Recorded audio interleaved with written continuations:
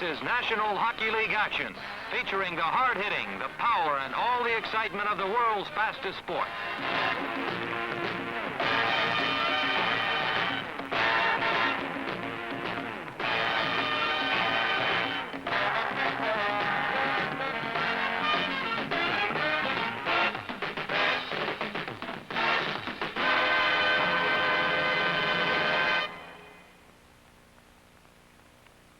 West Division leading Chicago Blackhawks are on home ice for an interdivisional game against the Buffalo Sabres. The Chicago offense has received a big boost from Jim Pappen and from defenseman-turned-winger Dick Redmond, acquired from California. The Blackhawks defense is anchored by all-star goaltender Tony Esposito. Buffalo's Jerry Meehan is having his best season ever as a goal scorer, and the defense is greatly improved with Jim Schoenfeld, a hard-hitting rookie, helping to protect goalie Dave Dryden. Following a flying start, the Sabres are now battling Detroit for 4th place in the NHL East. The Blackhawks, unbeaten in 8 straight, are beginning to pull away from the pack in the West Division.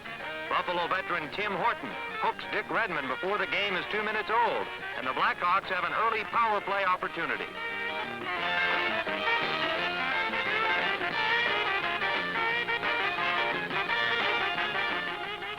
Stapleton's long slap shot is deflected and bounces off the near post as the Blackhawks put the pressure on Dave Dryden.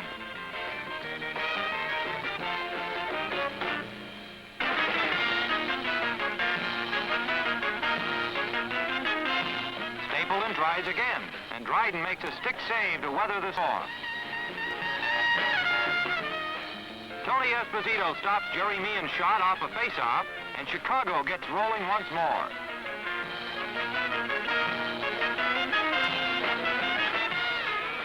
Stan Mikita shoots the puck into the near corner, and it slides back out toward the ever-present Pat Stapleton. Mikita tips the shot past Dryden, but it rolls wide of the net.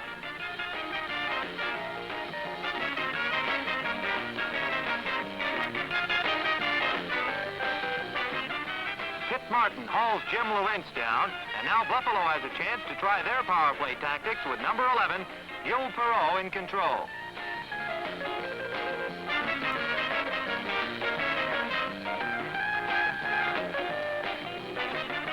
Esposito blocks Perreault's shot, and both teams struggle for possession.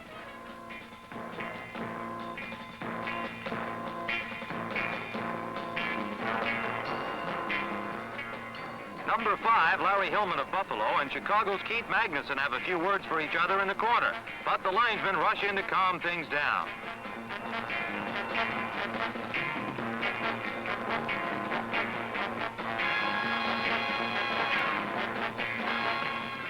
Chicago defenseman Bill White breaks in on Dryden, but his shot is wide to the right. Tracy Pratt settles the Sabres down and moves behind his own net before passing ahead to Randy Wierosa.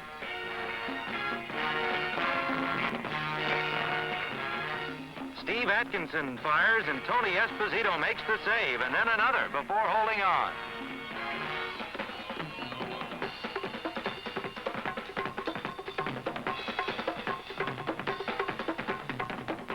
Stan Mikita leads a Blackhawks rush, drawing the defense, and he sets up Dick Redmond alone in front.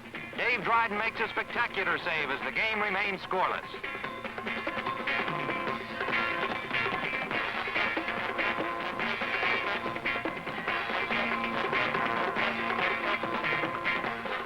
Number 11, John Marks, takes Chicago up ice again.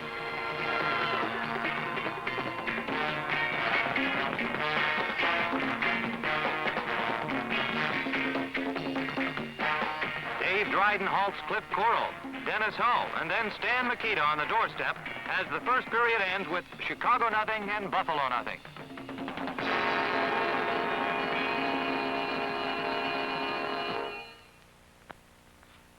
With the second period underway, Jim Schoenfeld tries to clear the puck out of the Sabres' end. Dennis Hull intercepts, feeds cross ice to Jim Pappen, and Pappen hits the post. The second look will show the shot beats Dryden, but hits the left goalpost halfway up and bounces harmlessly away. The Blackhawks keep pressing with rush after rush. Stan Mikita feeds Dick Redmond. Redmond shoots and scores. But the first goal of the game is disallowed. The linesman ruled offside, and the whistle sounded prior to Redmond's shot. On the replay, goalie Dryden hardly makes a move at the puck because the whistle had blown.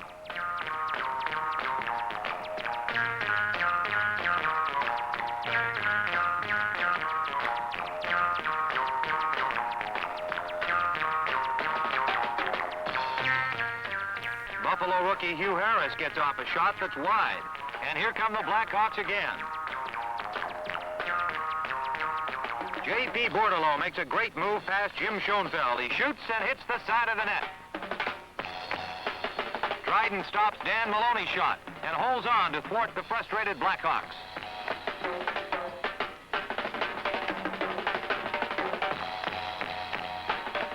Buffalo's Don Luce tries a centering pass, and it skips right across the goal mouth. When Jim Schoenfeld shoots, his shattered stick goes further than the puck, and the Blackhawks get a break. Pitt Martin's feed for Dennis Hull is swept away by the stickless Schoenfeld. Another look as Schoenfeld shoves the puck to the corner with his gloved hand in a spectacular diving effort.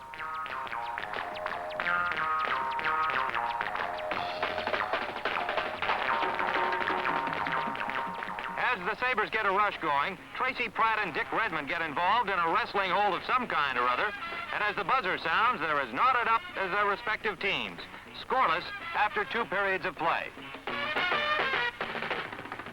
Outshot by a 2-to-1 ratio so far, Buffalo tries to organize its attack early in the final period.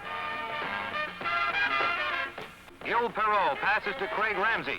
Ramsey moves in, shoots, and Esposito makes a brilliant stop.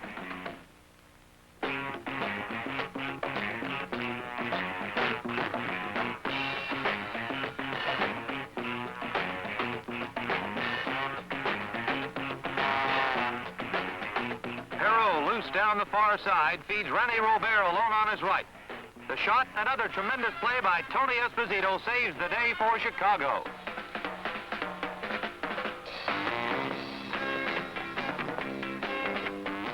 Pat Stapleton leads Dennis Hull out of the zone. Hull to Pitt Martin. Martin back to Jim Pappen. He shoots and scores.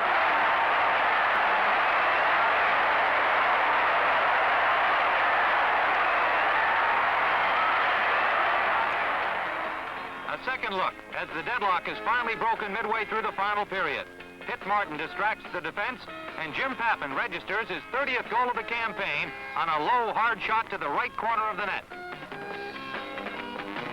Chicago won and Buffalo nothing with 9:46 left in the game.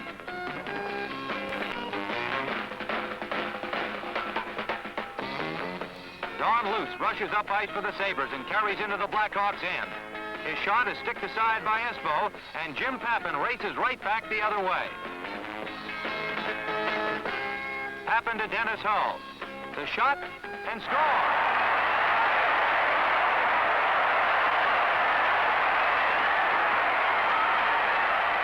A second look shows the play is similar to the first goal.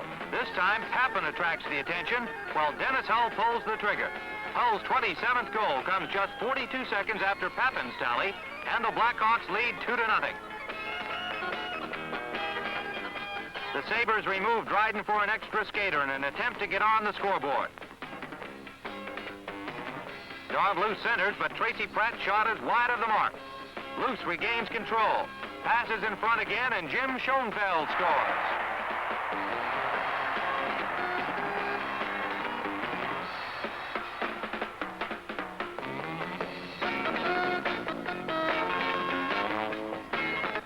Down by 1 goal now with just seconds remaining. The Sabres have time for one more rush. Don Luce fires a slap shot from center ice, and Tony Esposito makes a sprawling save. Bill White comes back to clear the puck, and time runs out. The Chicago Blackhawks win it 2-1, extending their first-place margin to 11 points, while the Buffalo Sabres drop to 5th place for the first time all season long.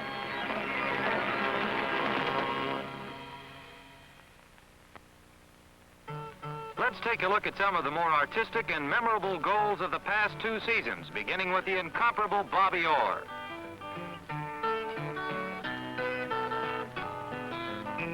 against the New York Rangers last year, Orr registered what has to be one of the longest goals in National Hockey League history when he shot it the length of the ice into an open net.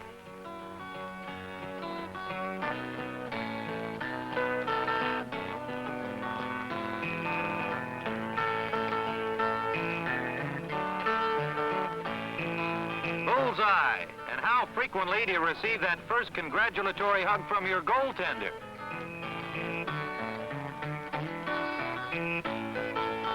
The other East Division All-Star defenseman, Brad Park, shows his form with a pretty scoring thrust against the Canadiens.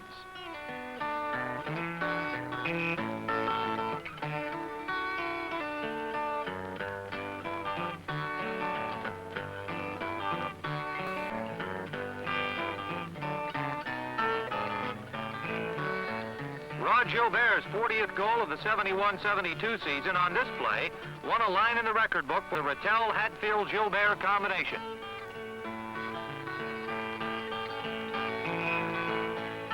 The gag line ended the campaign with all three members over the 40-goal level.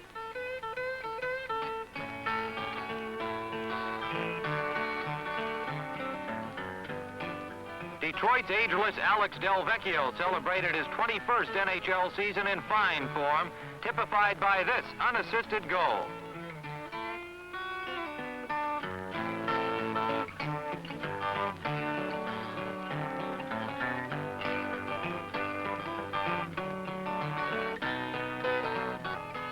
Until sidelined by injury, Jean Rattel challenged Phil Esposito for the scoring leadership last year with moves like this one.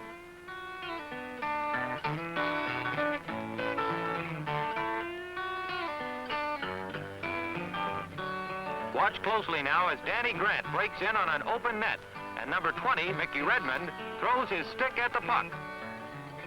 There it is. The shot goes in, but after the buzzer.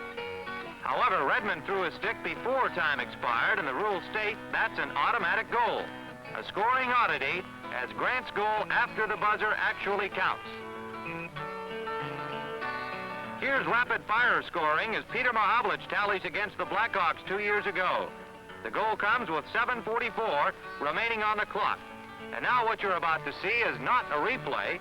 It's another Peter Mahavlich goal, a scant 5 seconds later.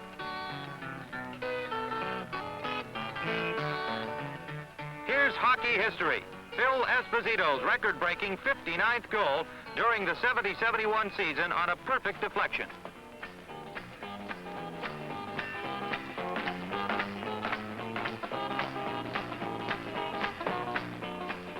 Buffalo's Rick Martin became the highest goal-scoring rookie in NHL history with his 39th on this effort against Toronto.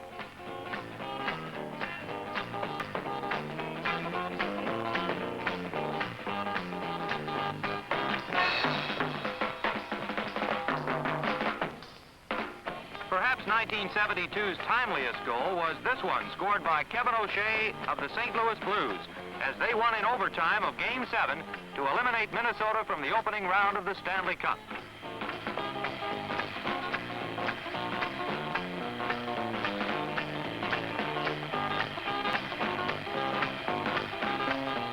This long slap shot by Jacques Lemaire changed the entire complexion of the 7th and deciding game in the 1971 Stanley Cup Final.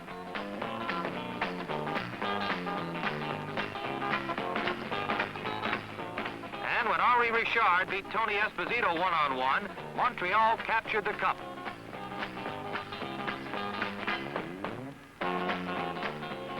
Phil Goldsworthy slides the puck into an open net and then displays his eye-catching patented form of goal celebrating.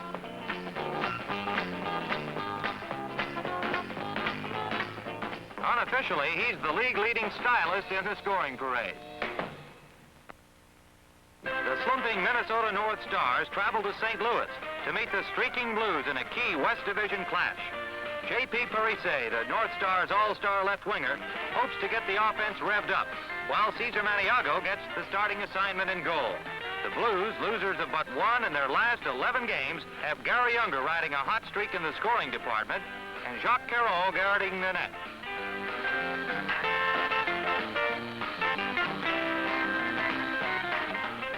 A win tonight will lift St. Louis into a third-place tie with Minnesota. The North Stars' victory will put them only 1 point out of second place in the Wild West Division playoff scramble, where 6 teams are fighting in close quarters for the 3 playoff berths behind Chicago. The North Stars come out flying, but Jacques Caron has recaptured his fine form of a year ago and is equal to the early pressure.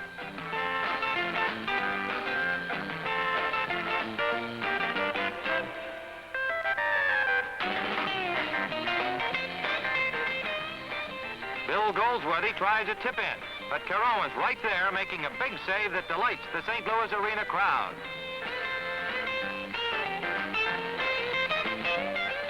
Number 12, Fran Huck, is a one-man forechecking army for the Blues deep in the Minnesota zone.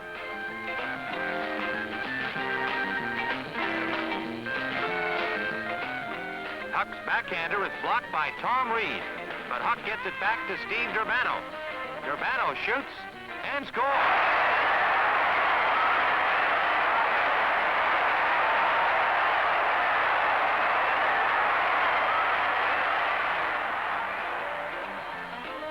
On the replay, Steve Durbano doesn't waste a split second as he takes Fran Huck's pass in shooting motion and fires a slap shot past Maniago. The Blues grab a 1-0 lead at 8:46 of the first period. Into period 2 now, with St. Louis maintaining its 1-goal advantage and playing a strong forechecking game. Bob Plager goes into the corner but loses to Bill Goldsworthy. Goldsworthy's pass is stolen by Danny O'Shea. Maniago saves, but Floyd Thompson scores.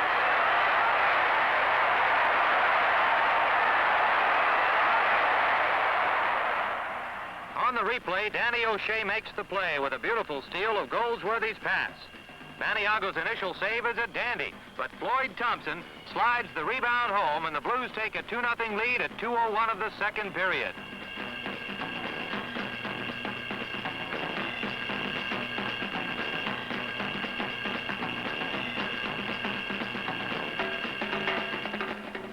The North Stars suddenly fight back, buzzing around the St. Louis goal relentlessly, but Caron stops Lou Nanne at point-blank range.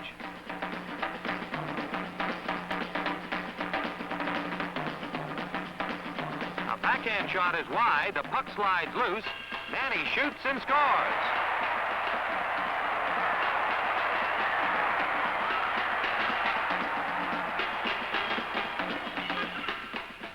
Here's another look as Dean Prentice misses the backhand shot and gets submarined on the play. Murray Oliver kicks the puck free, and Lou Nanne slams it past Caron.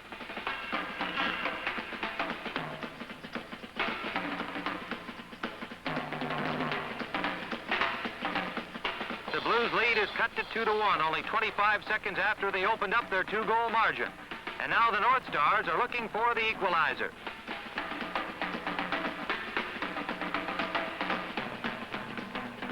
Nanne's pass is picked off by Phil Roberto, and he almost meets disaster, but Barclay Plager recovers.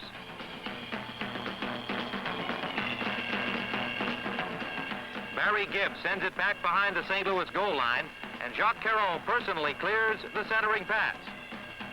Gibbs again shoots and scores.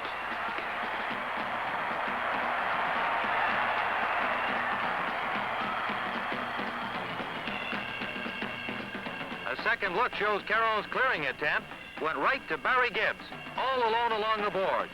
Gibbs' slap shot gets through Caron, and the unassisted tally ties the game at 2-2. Both teams want the tiebreaker desperately, but Maniago is holding St. Louis off with fine work in the North Stars' goal.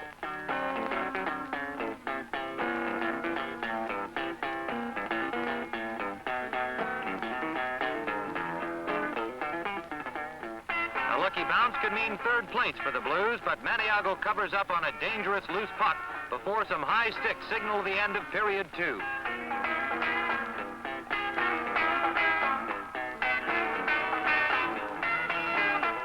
When the final period begins, the pressure builds with both teams going all out for the victory.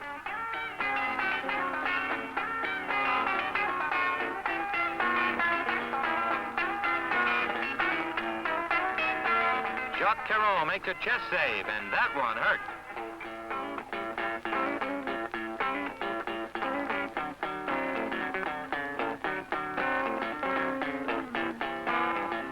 Gary Sabourin fires on Maniago.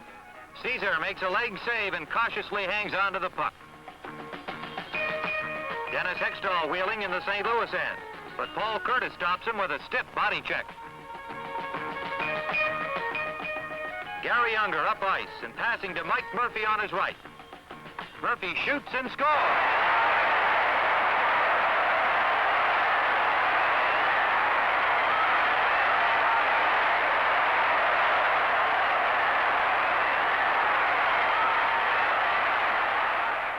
The replay shows Jack Eager's back pass off the boards gets the puck to Gary Unger in full stride.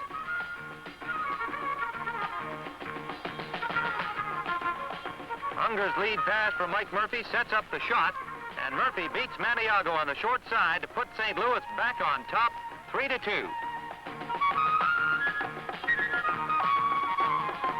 Minnesota fought back to tie it up earlier, and now they're fighting to do it again. Barry Gibbs moves in, shoots, and Caron makes a sensational glove save to deny Minnesota the tie. The save of the game preserves the St. Louis margin, and the Red Hot Blues claim a share of third place with a 3-2 win over Minnesota.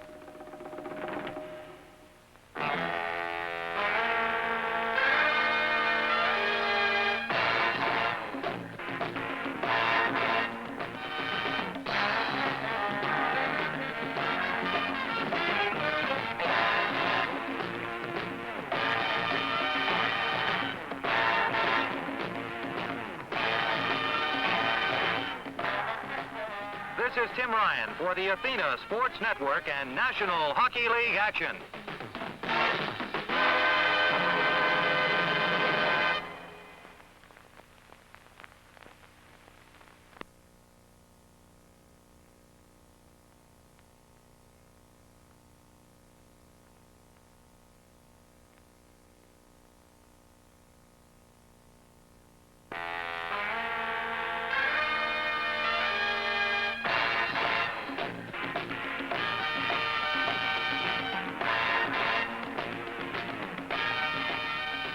This is National Hockey League action, featuring the hard-hitting, the power, and all the excitement of the world's fastest sport.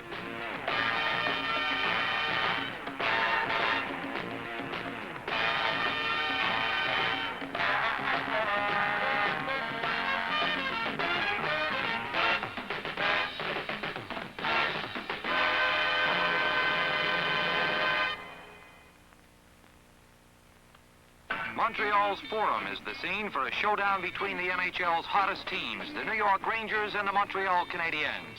Guy Lafleur is experiencing difficulties in this his sophomore year, but Montreal's newest rookie sensation, Chuck Lefley, is riding high.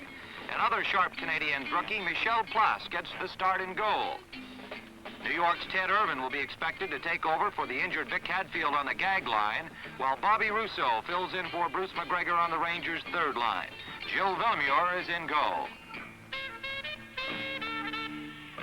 The Rangers, undefeated in 16 straight games, are just 4 points behind the first-place Canadiens in the NHL East.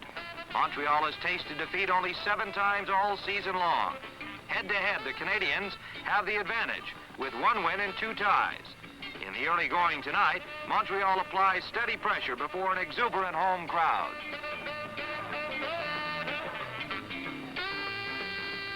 Henri Richard passes to Bob Murdoch.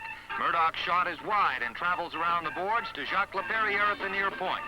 Laperriere shoots and scores.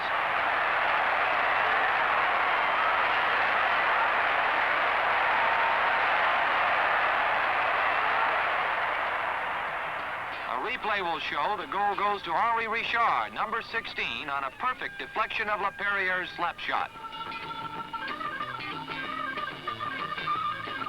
There it is. Richard's tally gives Montreal the lead after 3 minutes and 26 seconds of action.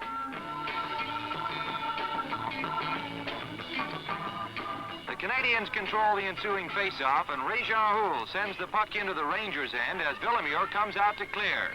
Yvonne Cornway steals and scores.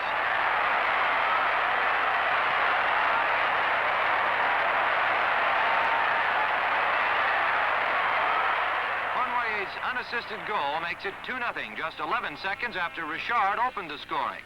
Now the Rangers attack, but goaltender Michel Place turns them back. Next, referee Dave Newell has his hands full as both teams trade penalties, but prove to be unsuccessful on the power play.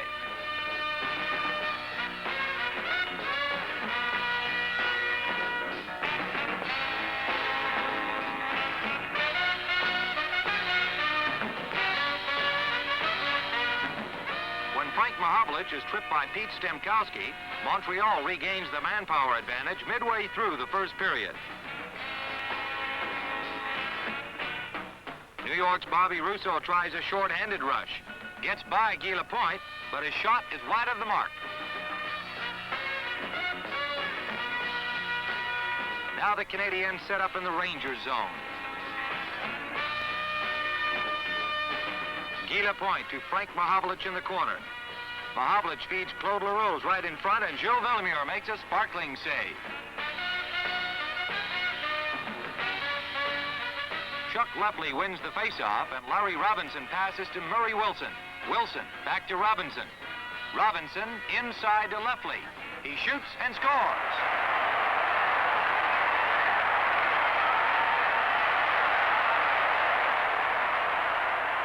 A second look shows Chuck Lefley positions himself to the left of the net following the draw.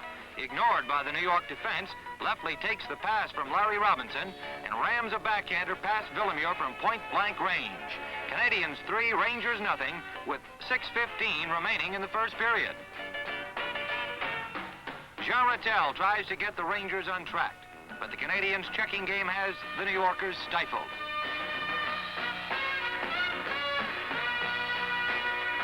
Ray-Jean Houle steals from Rattel and passes ahead to Jacques Lemaire. Houle can't control the bouncing puck and sends a weak shot on goal. Lemaire steals from Nielsen and back passes for Houle. The puck finally slides back to Bob Murdoch. Murdoch shoots and scores.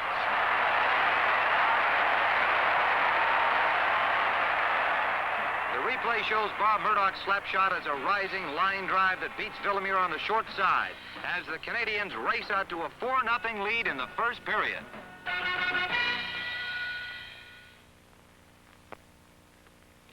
Into period 2, and the high-flying Canadiens continue to dominate the Rangers and hold their 4-0 lead intact.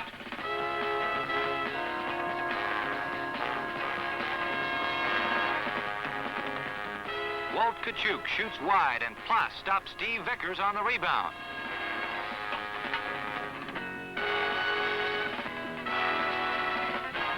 Ray-Jean Houle on a breakaway. And Gilles Villemure makes a sensational save to stop Houle.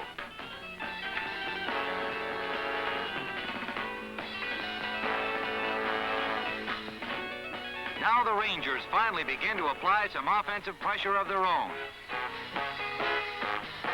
Tkachuk sets up Ron Harris, but Place halts the backhand attempt. Vickers feeds Tkachuk, and his shot goes over the net.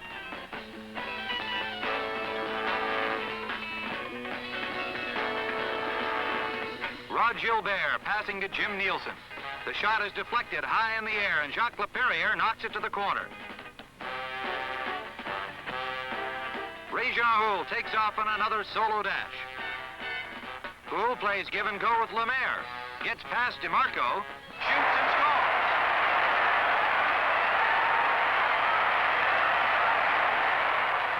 On the replay, Ray-Jean Houle's goal is a thing of beauty as he skates up the middle, cuts to the far boards, takes the return pass from Lemaire, dekes his way past Ab DeMarco, and beats Villemure with a backhand shot.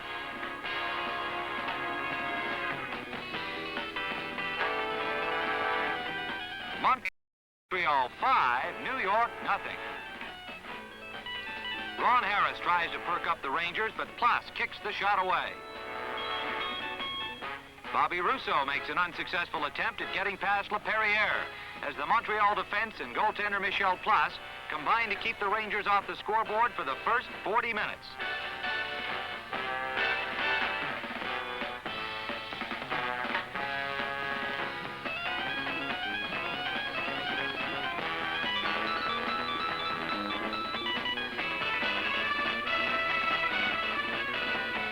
Into the final period, and the Rangers, down 5-0, have a monumental task to get back into the game. Walt Tkachuk is halted, but Steve Vickers takes over, shoots and scores.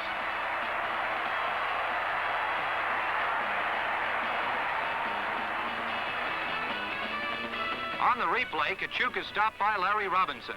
As Robinson knocks the puck away with his skate, Vickers picks it up and beats Place with a backhand shot. Canadians 5, Rangers 1, after just 22 seconds of the third period. The Rangers press the attack, looking for another quick score.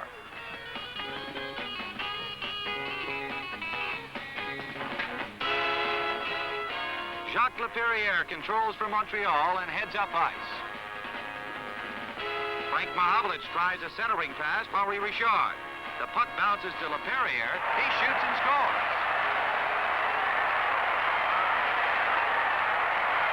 Henri Richard's assist is his 966th career point, breaking the Canadiens' all-time record held by his brother Maurice the Rocket Richard. On the replay, Mahovlich's pass is deflected by Richard back to Laperriere for the slap shot goal that makes Henri the Montreal career scoring leader and gives the Canadiens a 6-1 lead.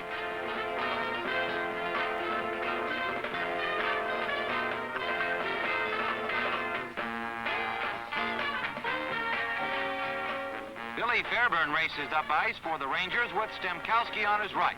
Laperriere and Lapointe check Fairburn, but Steve Vickers scores.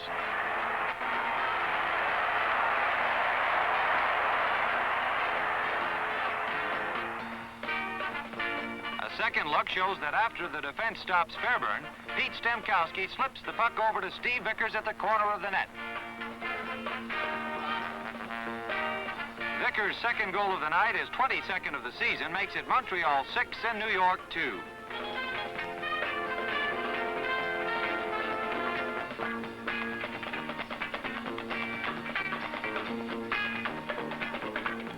In the closing minutes, number 18, Walt Tkachuk, typifies the never-say-die attitude of the Rangers. But this night belongs to the Canadiens, as they're in the process of stretching their East Division lead to 6 points. Tkachuk's backhander is kicked out by Place. Fairburn gets the puck again. Back to Tkachuk. Tkachuk's shot is stopped.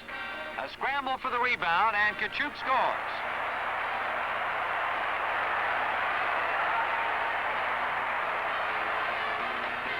But it's a little too late for the Rangers as Montreal skates off with a 6-3 triumph to strengthen their hold on first place in the East.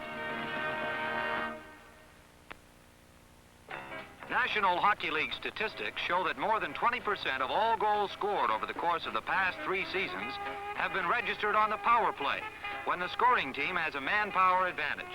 The offensive objective is to find the open man. The defensive chore is to hide that open man, keep him outside or in the corner to prevent a close-in shot. To accomplish this, a box-shaped zone defense is formed by the short-handed team. Theory is one thing, putting theory into practice is something else. The Boston Bruins are one of the best when it comes to power play efficiency.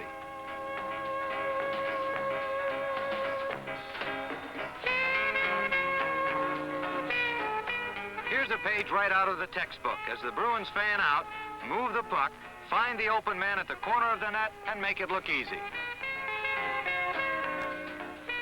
To prove the Bruins' point, watch this sequence as Bobby Orr digs the puck out of a goal-mouth scramble and apparently scores another power play goal. However, the referee said the puck was frozen under the goaltender and whistled the play dead prior to Orr's shot and thereby washed out the goal. The Bruins don't discourage easily. They take the ensuing face-off and put the marker up on the scoreboard for good, just 5 seconds after the previous goal was disallowed. Here's here's how a power play begins, as the Montreal Canadiens are called for hooking, giving the Pittsburgh Penguins a one-man advantage for the next 2 minutes.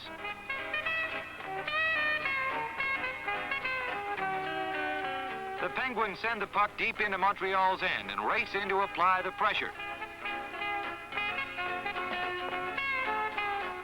The referee spots another Montreal infraction and hand signals a delayed penalty call as the Penguins continue to seek the open man.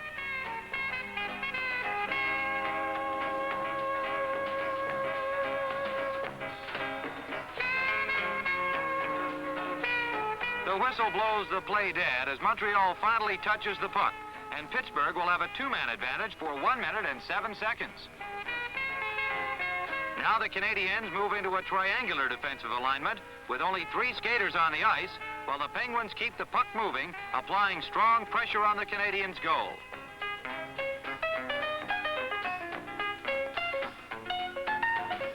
Making the save and holding on forces a stop and play and brings a momentary breather.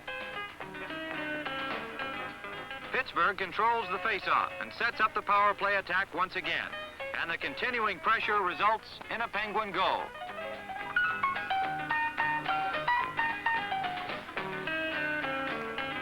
Occasionally, a power play advantage can backfire. Here we see the Buffalo Sabres with a one-man advantage against the New York Rangers. The Rangers' clearing attempt is kept in the offensive end at the near point. But tenacious checking sends the puck out into the neutral zone, and the Rangers suddenly have a 2-on-1 break.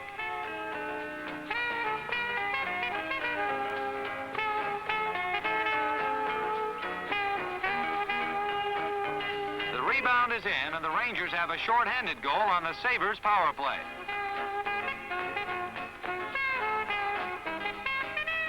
You keep hearing about power play pressure on the goalie. Here's a good illustration of it from the All-Star game with the West on the attack.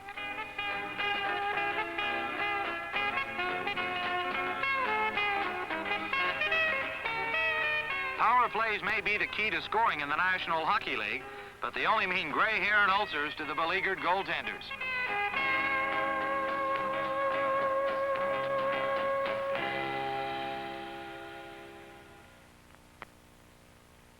Philadelphia's Spectrum is the home of the resurgent Flyers, the second-place team in the tightly bunched West Division. High-scoring rookie Bill Barber is one of the reasons for the Flyers' recent success. Other reasons include rookie defenseman Tom Blayden and the improved play of Doug Favell in goal. The visiting Boston Bruins have a new coach in Bette Guidolin. A newly signed forward in returning Derek Sanderson. Everybody's superstar in Bobby Orr, and a new position in the NHL East standings, third behind Montreal and New York. With their new coach at the helm, the Bruins are hopeful that a lengthy winning streak will catapult them right back into the fight for the top spot in the East.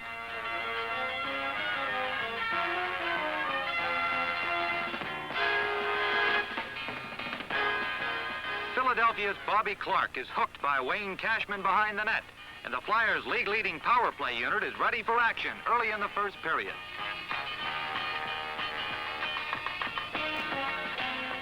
Derek Sanderson, Boston's top penalty killer last season, is a welcome addition as the Bruins threaten while shorthanded.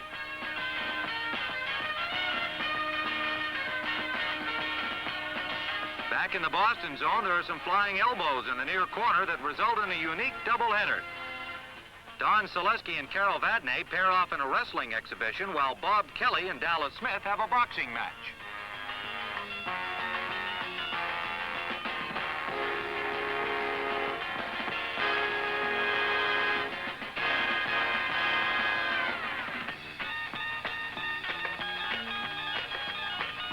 The brawl winds up as a tag team wrestling affair of sorts before the officials can break it up. Boston's Terry O'Reilly and Wayne Hillman fly after a loose puck. O'Reilly wins the race, shoots, but it's wide to the right. Dallas Smith is caught holding following his return from a 5-minute major for fighting, and he'll sit it out for 2 minutes this time as the Flyers crank up their power play again.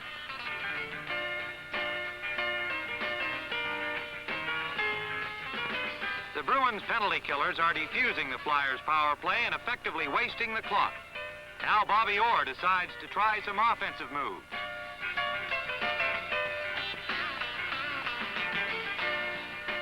Sanderson passes to Orr. Orr to Phil Esposito on his right. Espo centers, and Orr scores.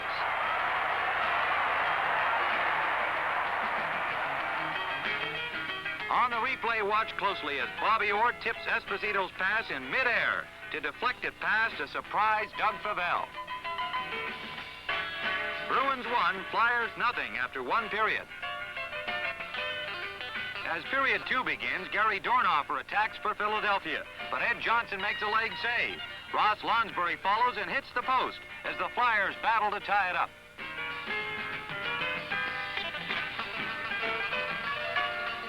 Mike Walton bursts up the far side for Boston, feeds Johnny Busick, and Favell makes a spectacular save.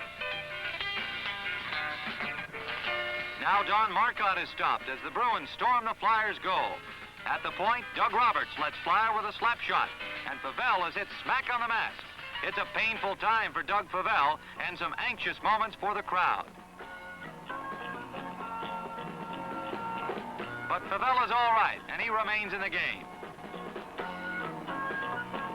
Barry Ashby is caught tripping Wayne Cashman, and now the Bruins get a chance to display their power play, second only to Philadelphia's in goals produced so far this season.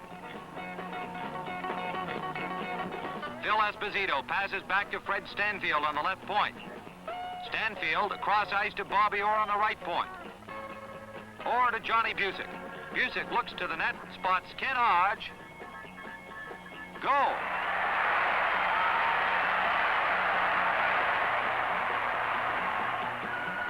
On the replay, a beautiful example of what power play tactics are all about.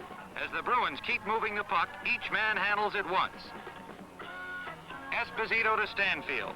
Stanfield to Bobby Orr. To Busick.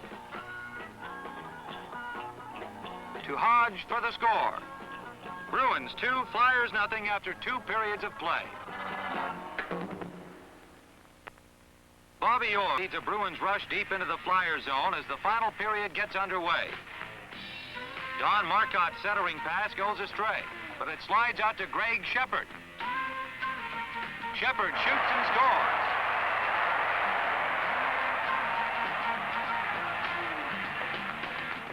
Boston 3 and the Flyers nothing. The Flyers attack trying to get on the scoreboard, but the Bruins defense is steady. Bobby Orr intercepts and is off on a solo dash. Favell stops Orr's flip shot, saves again on the rebound, and covers up. A cool display of goaltending.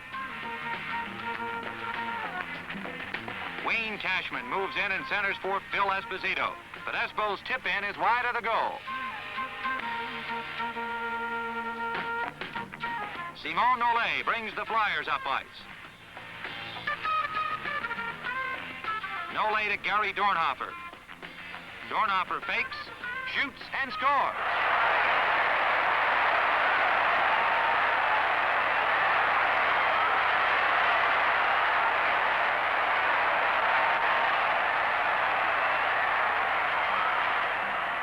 Dornhoefer's goal cuts the Bruins' lead to 3-1, and the Flyers are determined to go down fighting. And we mean fighting, as Bob Kelly goes after Carol Vadnais behind the Boston net.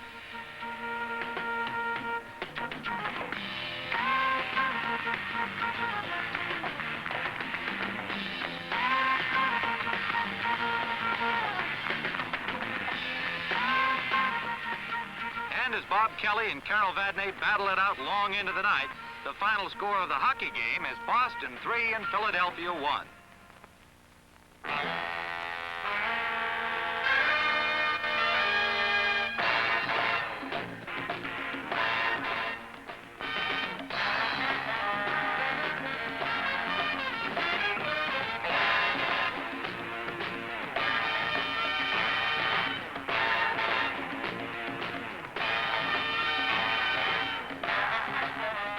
This is Tim Ryan for the Athena Sports Network and National Hockey League action.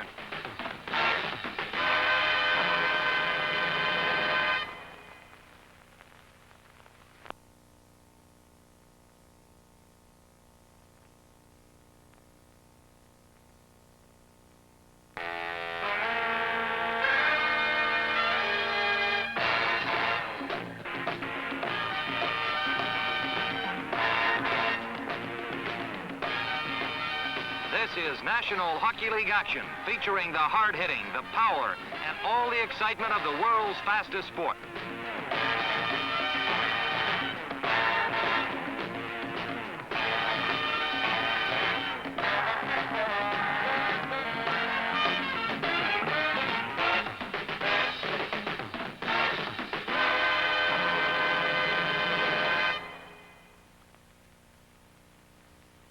Chicago Stadium is the place to be as the NHL's two first-place teams meet head-on. The Chicago Blackhawks, first in the West, look to Pitt Martin and to Dennis Hull, both among the league's scoring leaders for offensive punch. Tony Esposito guards the nets. The East Division leading Canadiens have the league's stingiest defense, with the Jacques Laperriere at the top of his game and goalie Ken Dryden returning from the injury list. Montreal has lost only 8 games this season, and the Blackhawks have been responsible for 2 of those setbacks.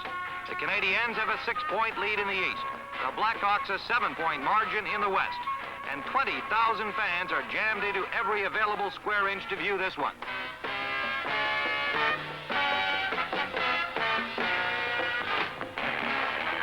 Ken Dryden squeezes a loose puck to frustrate Lou Angotti and halt a strong opening thrust by the fired-up Blackhawks.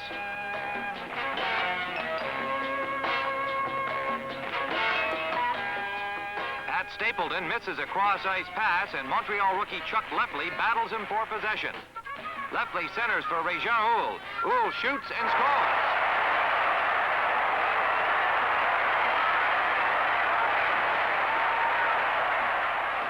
On the replay, Lefley beats Stapleton to the corner and gets the puck out to Houle in the slot. Houle whirls and puts his forehand shot past Esposito on the near side. Montreal draws first blood after just 1 minute and 3 seconds of action.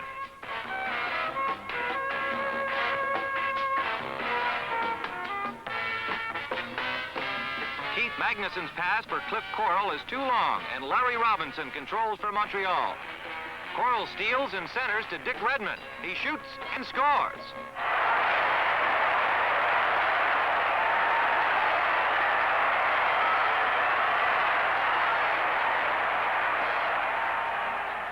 A second look from ice level shows that Coral's pass goes through Chico Mackey out to number 15, Redmond. Redmond turns to his forehand and gulps his shot right through Dryden's legs. The Blackhawks tie it up only 25 seconds after Montreal opened the scoring. As Dennis Hull, number 10, takes the puck away from Serge Savard, Claude LaRose is detected tripping. LaRose departs for 2 minutes, and the Blackhawks go to work on their power play. Defenseman Jim Roberts ties up Pitt Martin in the slot, and the puck goes back to the far boards as Roberts loses his stick.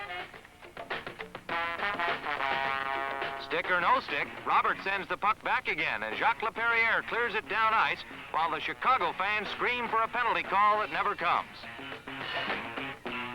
The face-off is brought back to the Montreal end, and Pitt Martin gets the puck back to Bill White. Martin to White again. White to Pat Stapleton.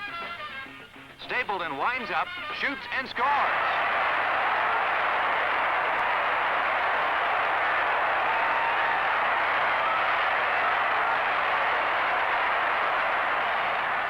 The replay of the power play goal shows that Ken Dryden is screened out. Pat Stapleton's rising drive hits the upper right-hand corner of the net before Dryden ever sees it. Blackhawks 2, Canadiens 1. Jacques Laperriere circles in his own zone. His pass for Guy Lapointe is intercepted. Dennis Hull moves in, shoots, and hits the post. J.P. Bordelot sets up Chico Mackey, and his shot hits the very same left post. Now it's Lou Angotti's turn, and Dryden makes a kick save. Jerry Korab shoots the puck behind the net, and Bordelot shoots off the post again before Dryden saves and covers up. Now the Canadiens apply the pressure to Tony Esposito, and Tony E. shows the world why he's the defending Vezina Trophy winner with a sensational succession of saves.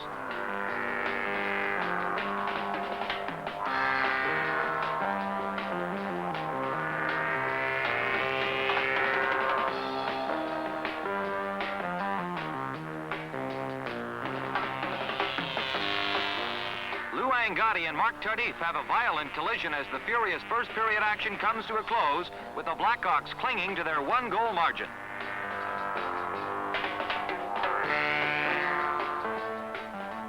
Into the second period, and Yvan Cournoyer starts the Canadiens off with a solo dash. Phil Russell finally rides Cournoyer off the puck, and then Esposito comes up with a tremendous save on Steve Shutt.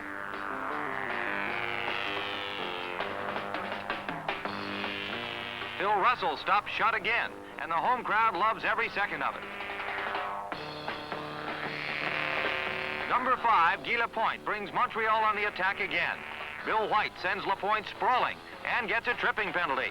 The Canadiens have a power play opportunity 6 minutes into period 2.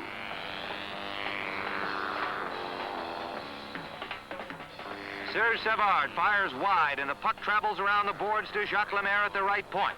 Montreal sets up and looks for an opening.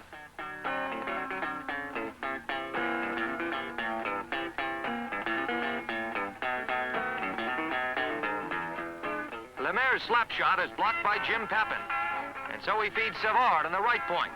Savard sends inside to Frank Mahovlich. Mahovlich to Cournoyer. Goal!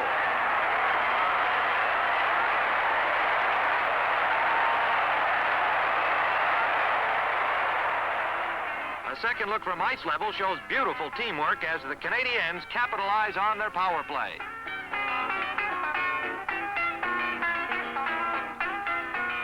Serge Savard to the big M. Over to Yvan Cournoyer, and Cournoyer's 31st goal of the season ties the score at 2-2. Lou Angotti tries to retaliate for Chicago, but Dryden saves, and LaPerriere clears the rebound as the defense-minded Canadiens form a protective shield around their goalie Dryden.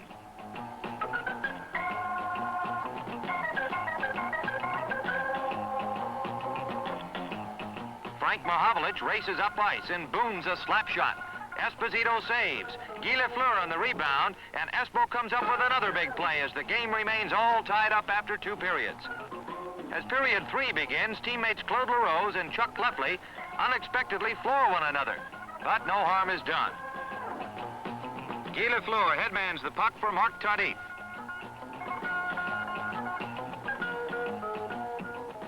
Tardif to Lafleur. Lafleur fakes once, twice, and scores.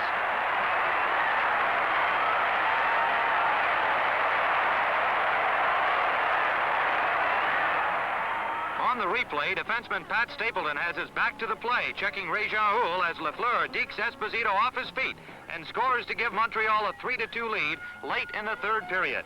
In the closing minute of play, the Blackhawks pull Esposito in an effort to gain a tie, but Montreal's Serge Savard keeps the puck deep in the Chicago end.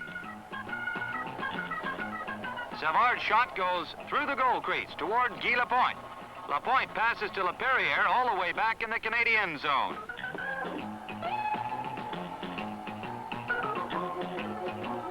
Pitt Martin loses the handle as both teams scramble for control. The puck slides back to Jacques Laperriere. Laperriere lets it fly, and it's in. The long-distance open net goal clinches it as the Canadiens defeat the Blackhawks 4-2 in one of the most exciting games of the season.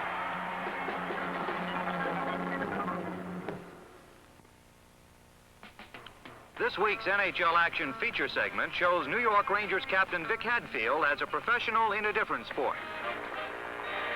I've been a professional for 7 years now, and I really enjoy the teaching end of the golf profession and management. I'm not really too interested in as a touring pro. I'd rather just stick to the club professional role. Okay, Kathy, let's see you hit one first. Okay. Am I doing it right? That's right. Good. Very good. Okay, let's get you set up here again, Kath. Okay. Now, we've got to make sure that your right hand is up on top. That's it. Okay, let's see you hit one now. Very good. Very good. Another one now. Get your right hand up on top. Do you feel comfortable that way? Yeah. Okay, let's see you hit one. That's good. Very good. The only two things that are relatively the same between the golf swing and a hockey slap shot is the follow-through. Naturally, with your golf, you have to carry all the way through. And the same with a slap shot. You have to follow through in order to have accuracy. Other than that, I only have one tip for the youngsters that are playing minor league hockey, is to try to work on their wrist shot more than they do a slap shot. Vic stages an annual celebrity tournament, and his hockey comrades turn out in force. Eddie Shack gets a free lesson from Andy Bathgate, one of hockey's best golfers. Bachelor Rod Gilbert attracts some fascinating company. Another Rangers star, Brad Park, is a southpaw golfer. Toronto's Paul Henderson shows a good putting touch. Lou Angotti and Bob Nevin display their summertime mustaches. Peter Mahavlich is on hand. Dale Talon of the Vancouver Canucks is an outstanding golfer. Harry Howell and Murray Oliver also join the fun-packed outing.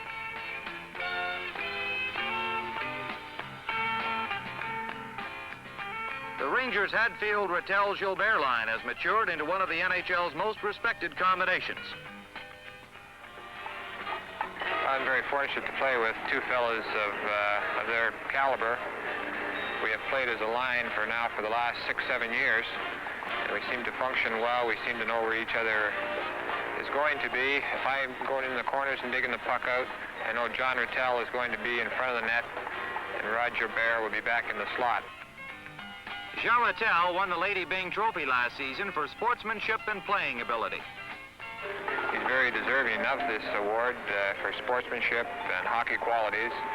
John has gone through quite a bit in his hockey career. He's had a back spinal operation. I'm very, very pleased to see a fellow like John win it.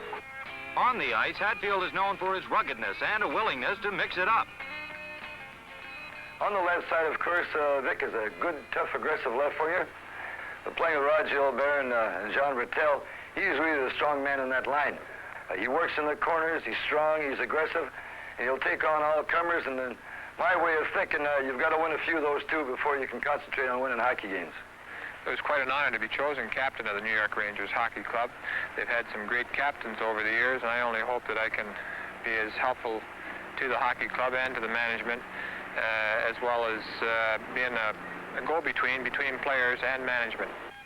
And Captain Vic Hadfield is hopeful this will be the Rangers' Stanley Cup year.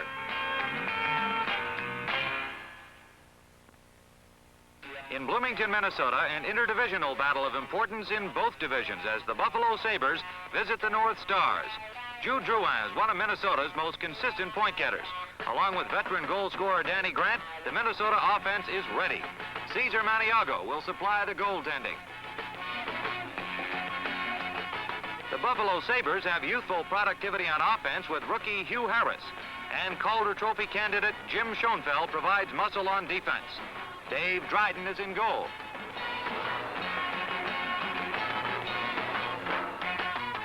The Sabres have failed to make the playoffs in their first 2 years of existence.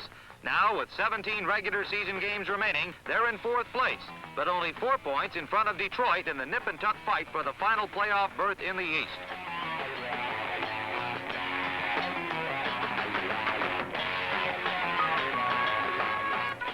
The North Stars are in the midst of a Wild West Division struggle for the playoffs. Coming into tonight, they're in 3rd place, just 1 point in front of St. Louis, and 5 points ahead of 5th place Pittsburgh. The atmosphere is charged with tension and tempers flare during a scoreless first period.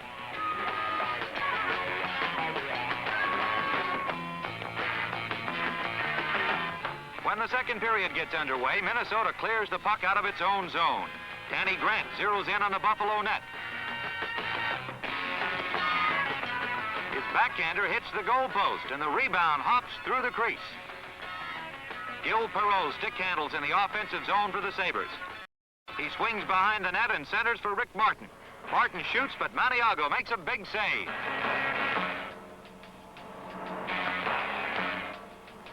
Rene Robert passes to Larry Hillman on the left point.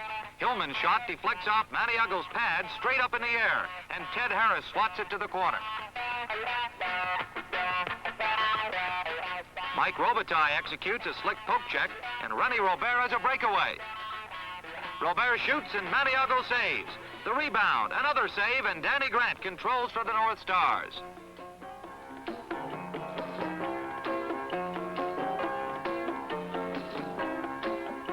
Jude Drouin feeds Grant again. Grant passes back to the point, but Buffalo goalie Dave Dryden catches the soft floater and hangs on.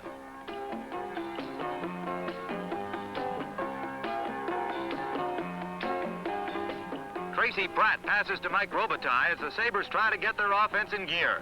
But Minnesota newcomer Terry Holbrook comes up with a puck and races right back into the Buffalo end.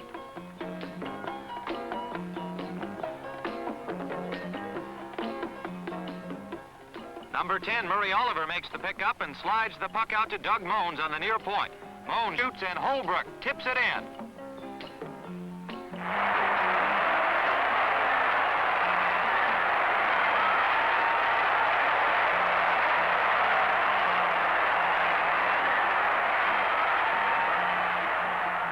Rookie Holbrook's second goal of the season gives the North Stars a 1-0 lead late in period 2.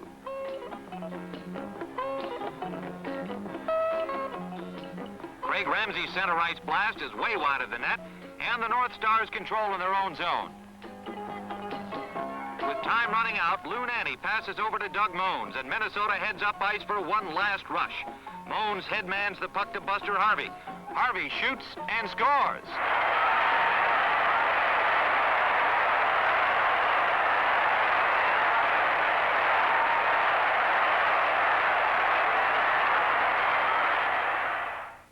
Into the final period, and Minnesota has the Sabres pinned in their own end.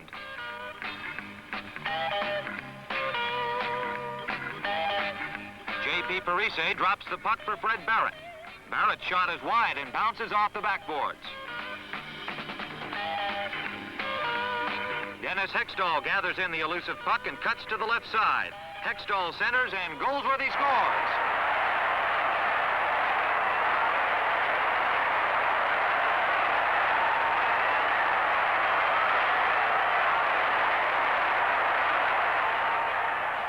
On the replay, you'll see number 8, Bill Goldsworthy, left unattended on Dryden's doorstep. Goldsworthy jams Hextall's centering pass into the net for his 21st goal of the season. And the North Stars lead 3-0 after 38 seconds of the third period.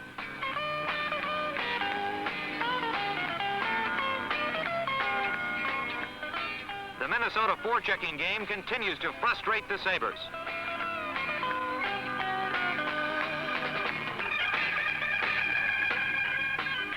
Tracy Pratt clears a centering attempt, and Don Luce finally leads a Buffalo rush up ice. Luce to Larry Mickey. Mickey moves to the middle, fakes, shoots, and it's just wide. Luce passes back to Mickey, and he scores.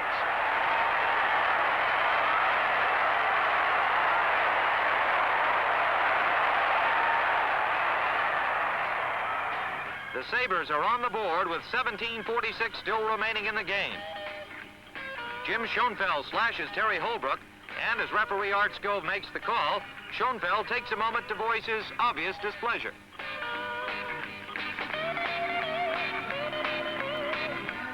Schoenfeld is off for 2 minutes, and the North Stars have a power play opportunity to add to their 2-goal margin.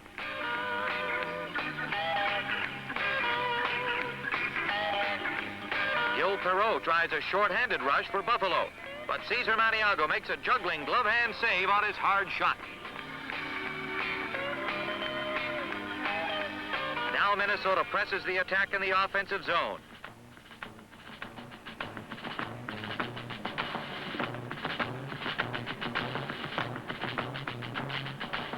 Minnesota is keeping the puck alive, but can't seem to organize their power play tactics.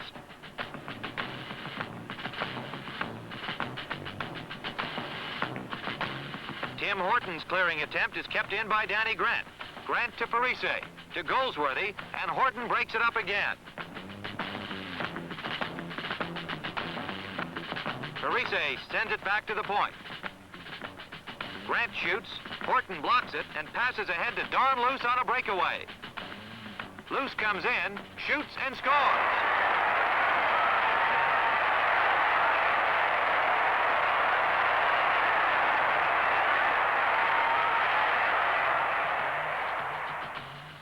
Here's a second look from behind the net as Tim Horton stops the shot and sends a perfect lead pass to Don Luce ahead of the field.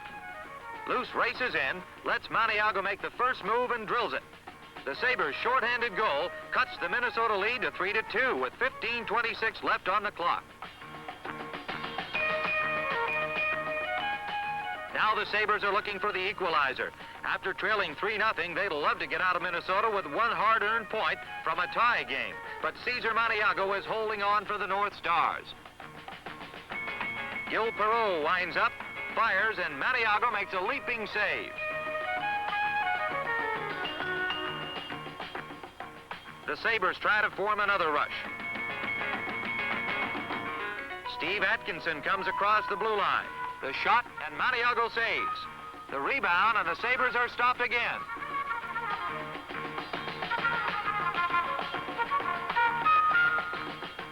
Jude Drouin carries the puck out of danger for Minnesota. Ahead to Jerry Byers. Byers shoots. The rebound to Buster Harvey. Score!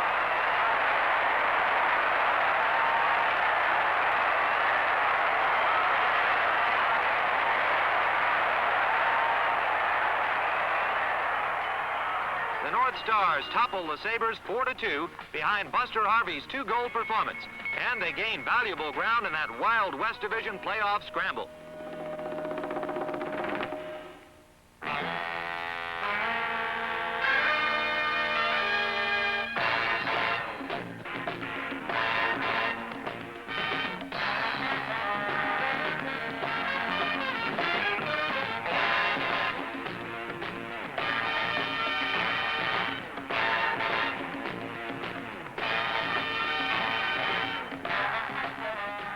This is Tim Ryan for the Athena Sports Network and National Hockey League action.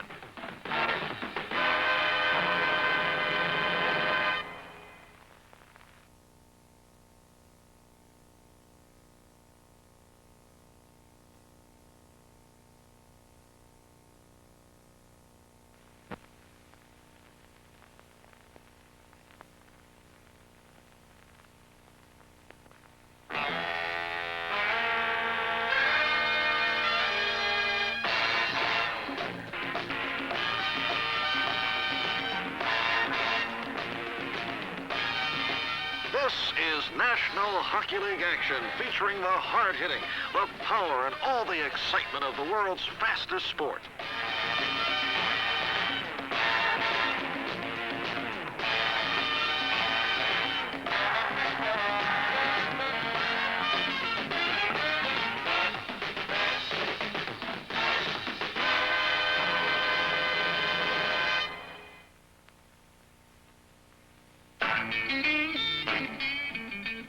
Chicago Stadium is the scene for game number 3 of the Stanley Cup Finals. The Montreal Canadiens swept the first 2 games at home, and now the Chicago Blackhawks look for revenge on their home ice.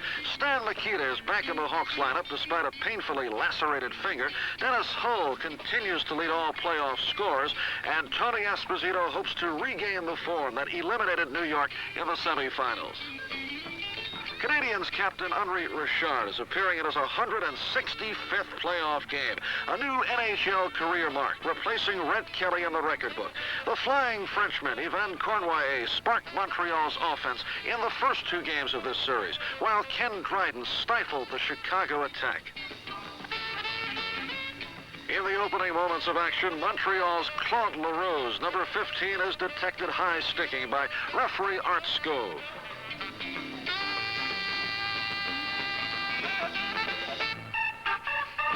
Chicago gets a power play opportunity only 45 seconds into the game.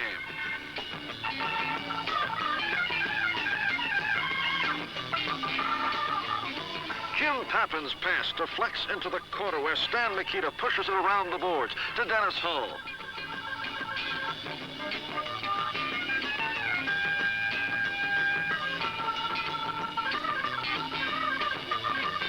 Pappin centers for Hull, and he scores!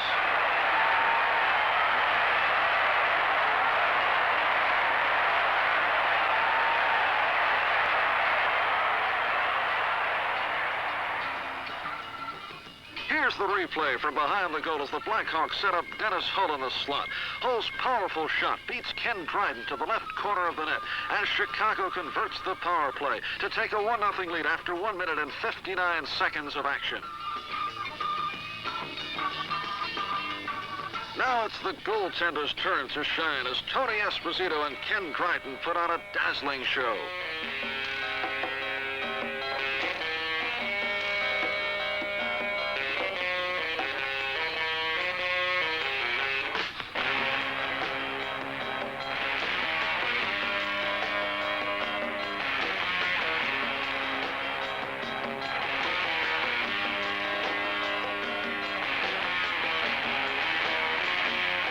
J.P. Bordelot reaches out and trips Bob Murdoch. And now the Canadians get their first power play chance of the night.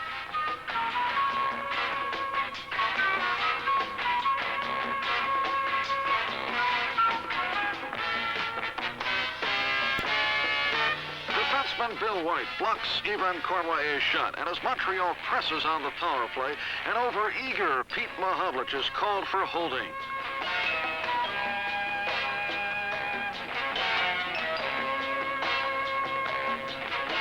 Ralph Backstrom belts Réjean Houle, but no call is made, and that won't make Houle feel any better either.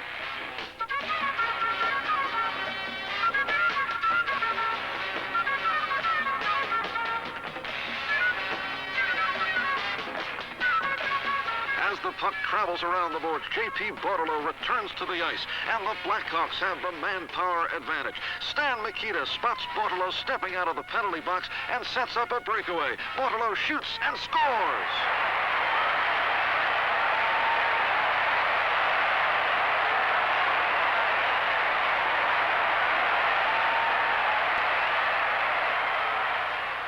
A second look shows the Canadians are completely unaware the penalty has expired. J.P. Bordelot cashes in on the costly oversight, flipping the puck over Dryden's shoulder into the upper left corner of the net. Chicago 2, Montreal 0 on 2 power play goals.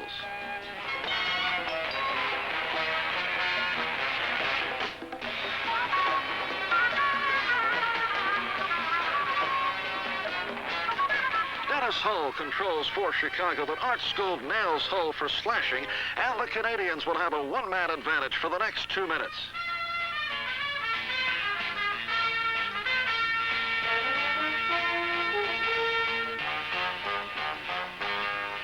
Pat Stapleton carries Chicago out of danger.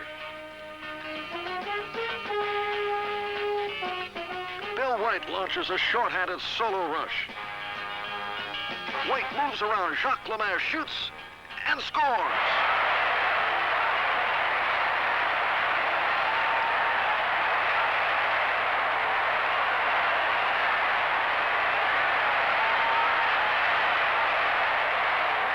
Here's another look as Bill White's backhand shot beats Dryden for a short-handed goal as the Blackhawks move to a surprising 3-0 lead. Montreal still has that one-man advantage, but Chicago is taking the play away. Cliff Carl shoots and Dryden makes the save. The rebound to Stan Mikita in front, and he scores!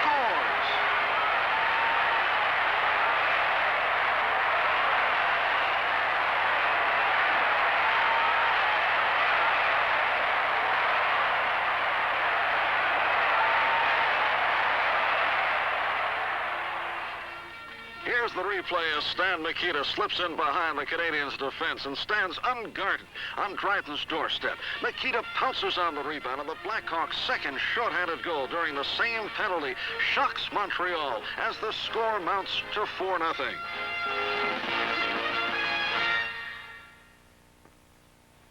As the second period begins, Chicago keeps the pressure on, forcing another Montreal error as Serge Savard is caught hooking. Already the proud owners of 2 short-handed goals and 2 power play tallies, the Blackhawks go to work once more.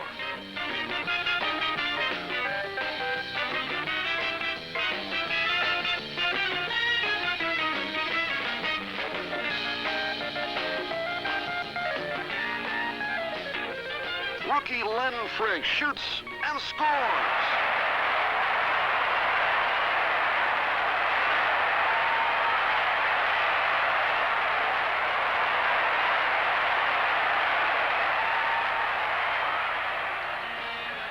replay, Dryden stops a shot by John Marks. The puck bounces out to number 19, Len Frigg. Frigg's long screenshot is tipped in by Marks, and Chicago has yet another power play goal and an amazing 5-0 lead. Now the embarrassed Canadians come alive, peppering Tony Esposito on the Blackhawks' end.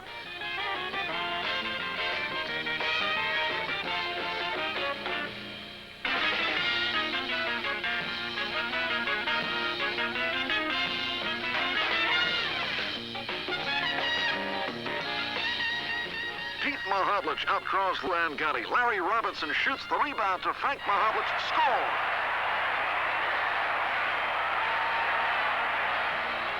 On the replay, Tony Esposito is helpless as he makes the initial stop, but the rebound is by him before he can react as Frank Mahovlich finally puts the Canadians on the scoreboard. Moments later, the Big M has another golden opportunity as Esposito gives the puck away, but Len Frigg makes a diving save to prevent a sure goal. Here's a second look as young Len Frigg covers up for Tony Esposito.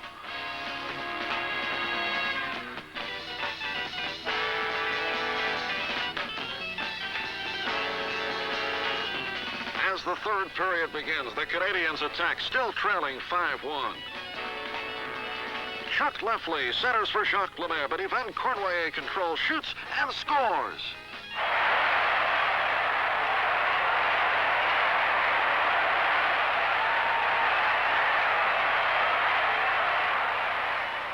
Here's the replay from ice level as the Canadians move up ice behind Jacques Lemaire.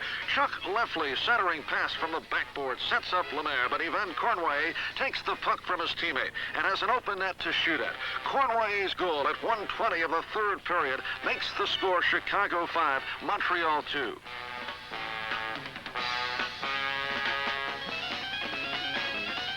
Three goals down, the Canadians are not about to throw in the towel as they keep storming the Chicago goal.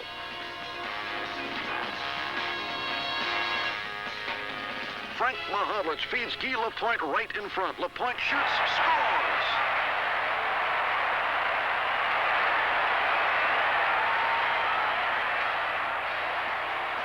Here's the replay as Guy Lapointe scores on a wild, turning behind-the-back shot that flies over Tony Esposito's arm. Lapointe's acrobatic shot cuts the Chicago lead to 5-3, and the Canadians are suddenly within hailing distance.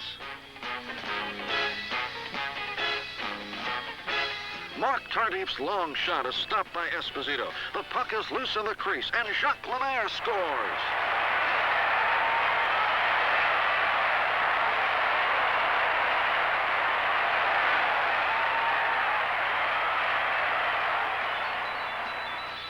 A second look shows the puck tantalizes Esposito, who sees it but can't get to it. Lemaire gets it first, and now the Canadians are within one goal at 5-4. Montreal pulls Dryden for an extra skater in the closing minute as they press for the equalizer. Esposito goes down, and Frank Mahovlich misses. The puck slides over to the near boards. Dennis Hull shoots, and it's in.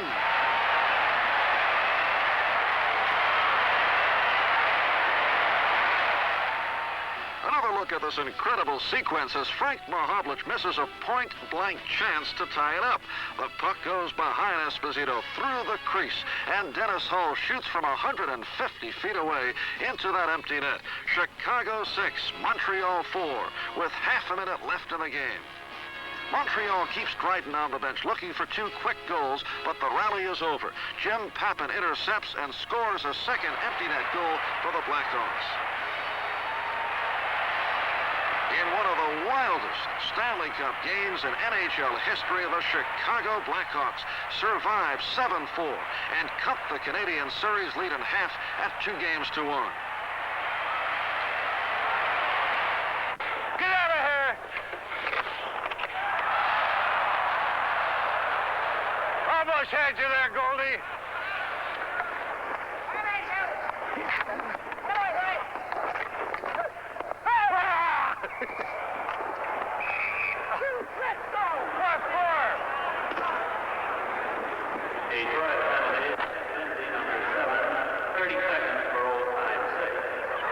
At Maple Leaf Gardens in Toronto with the Red Wing Old Timers, and I have a few fellas here that some will remember in the past and some not too distant past. First of all, Jack Stewart. And Jack, I would imagine Maple Leaf Gardens brings back a few memories of some great nights.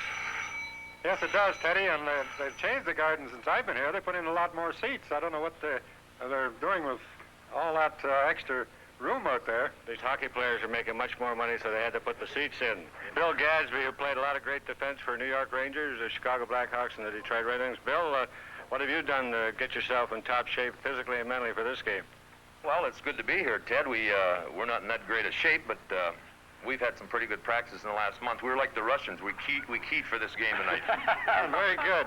The next fella, I think, probably, I don't know how he got invited to this camp, but he's probably some kind of a rookie. I'm not sure. Gordie Howe, number 9, I think he wore. Ted, I got lucky. I won the Rookie of the Year award last year with this group, and then I was forced out of retirement to a degree because Gadsby still counted his goals. No way I'm going to let the old guy get it. Well, the Ontario old-timers may be old, but we're ready for this game tonight, aren't we, Bob Goldham? I'll tell you, if that Howe gets smart, he'll wish he never come out of retirement, that's for sure. Oh, boy, I hope he doesn't hear that. How about you, Andy Bathgate? I just hope I can find someone out there I can get around for a change. I've had a lot of trouble through the years, so I hope tonight's the night. I'll buy that, too, Brian. All right. Ronnie Hurst, what's your feeling about this big game tonight? We're ready for them, and there's no question we'll stone them. Stone them, all right. And over here we have John McCormick. John, have you got a comment? I think there's too darn much levity in this dressing room. We got to get serious and take this game seriously. It's a real big one. Ow! Old Timers Night at Maple Leaf Gardens has accounted for more than $100,000 over the years to aid the Charlie Conacher Research Fund in its fight against throat cancer. The event itself is fun, and the crowd thrills to the Toronto and Detroit greats of yesteryear on the ice once more.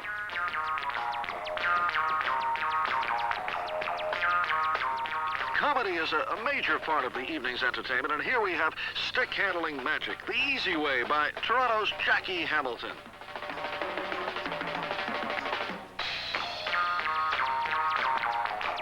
The Maple Leafs introduce their newest addition, a midget with some revealing moves.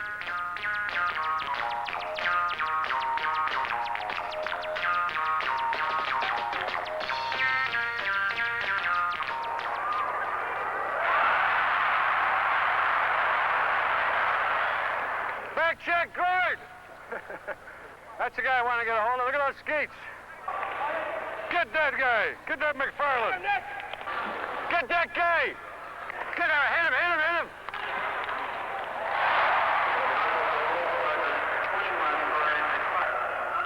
When Brian McFarland scores, the pressure is all on Ted Lindsay to match his broadcasting comrade.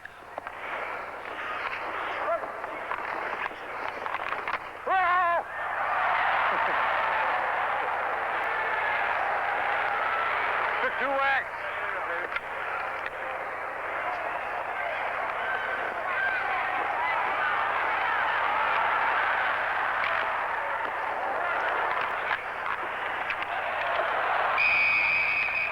Henry Sharp, the ref.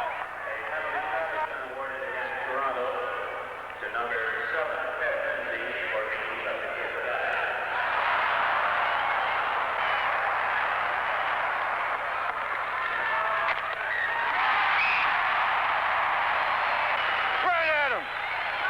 That's the first penalty shot I've ever had. I missed it. There goes our perfect record, but really the real winner is the Charlie Conacher Cancer Research Foundation, and we're real happy to have been here.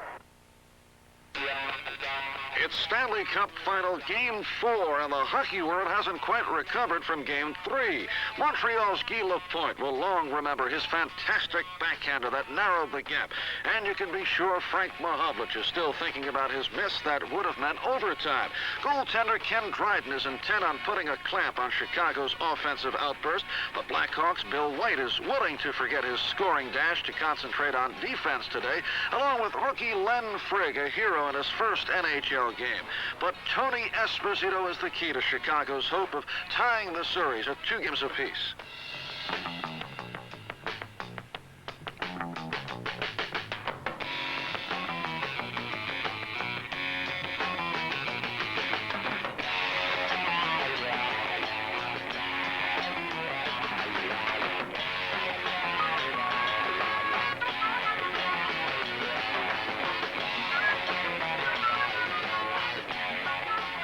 Lemaire wins the draw. Yvonne Cornway shoots. The rebound to Mark Tardif. Score!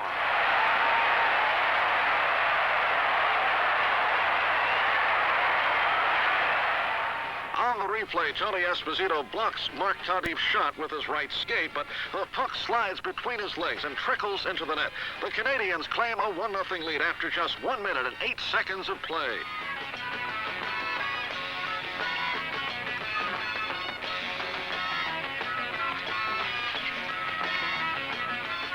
Dennis Hull gets around Larry Robinson, but Ken Dryden pokes the puck away before finding himself a prisoner in his own net.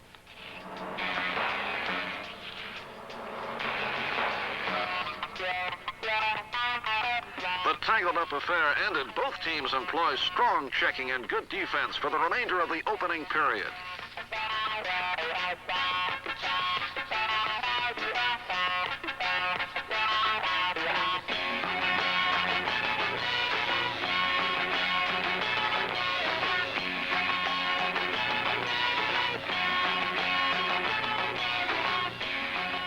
Period 2 begins. The Canadians are clinging to their 1-0 margin, and the Blackhawks are looking for the equalizer with Chico Mackey on the move.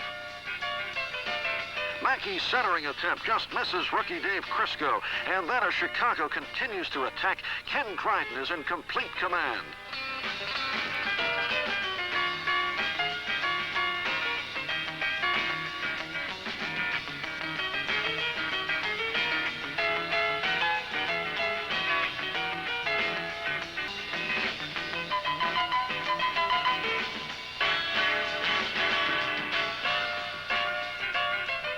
Dryden takes a breather as Tony Esposito earns his combat pay at the other end.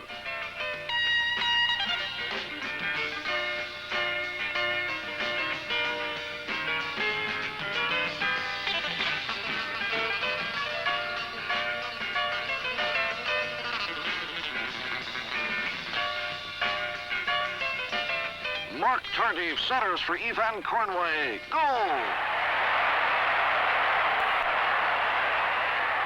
Cornway's 13th goal of the playoffs, one short of the record, gives Montreal a 2-0 lead. The Blackhawks try to get something going in the offensive zone, but the Canadians' defense is airtight.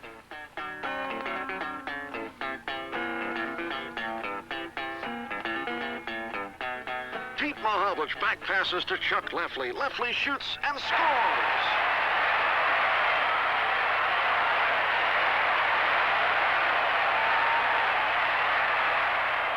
Here's a second look from behind the net as Chuck Lefley's slap shot slams through Esposito's pads, and the Canadians carry a 3-0 lead into the final period.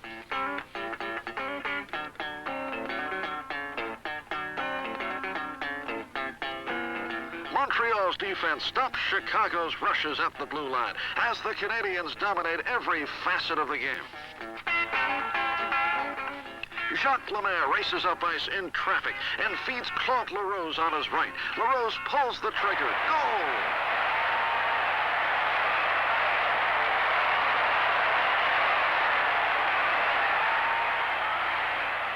On the replay, Doug Jarrett and Cliff Carroll converge on Jacques Lemaire, leaving Claude LaRose open on right wing.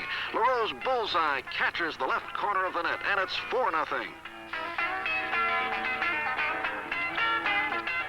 As the buzzer sounds, Ken Dryden picks up the puck, a souvenir of his first Stanley Cup shutout. The Montreal Canadiens stop the Chicago Blackhawks 4-0. One more win, and the Canadians will wrap up the 1973 Stanley Cup Championship.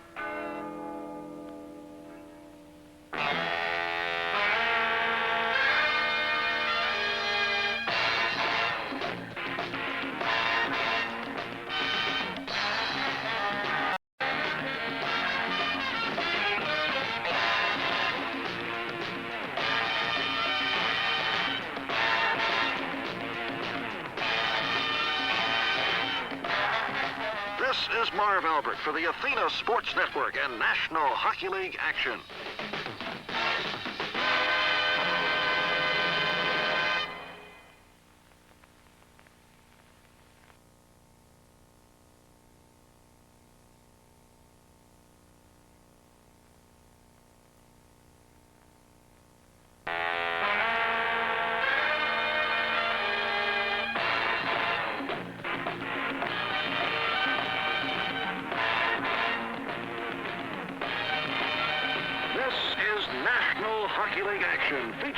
hard hitting, the power, and all the excitement of the world's fastest sport.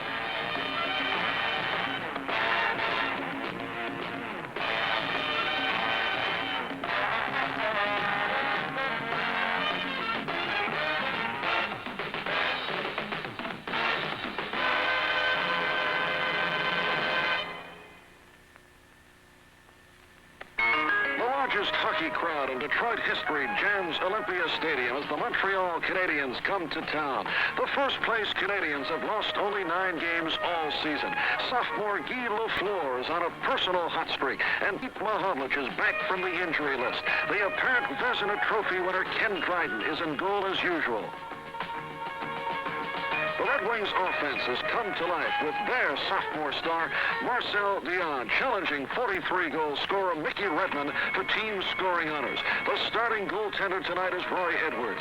The Wings are caught up in a desperate battle for the 4th and final East Division playoff berth with Buffalo. Detroit has a 1-point lead and 1 game in hand. A victory tonight could give them a bit of daylight.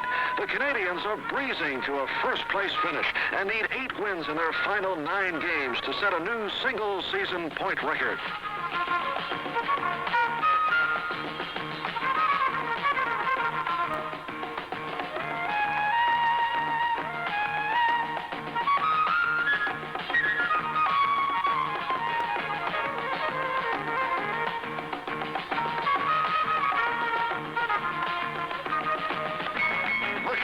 Are on the move. Rajan Ould passes to Guy Lapointe, over to Mark Tardif, and his centering pass just misses. Great end-to-end action as Marcel Dionne sends Tim Ecclestone in all alone, and Dryden saves. Dionne centers again, but Dryden and the Montreal defense continue to frustrate the Red Wings.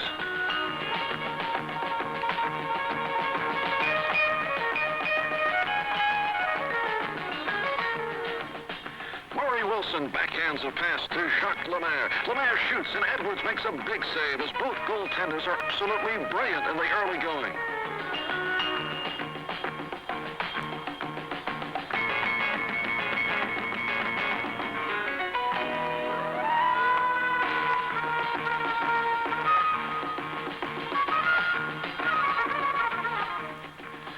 Mahovlich brings Montreal up ice.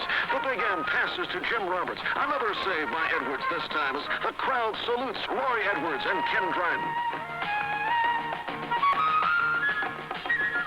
Detroit's Gary Bergman shoots from the left point, but Henri Richard blocks it, and he's off on a 2-on-1 break.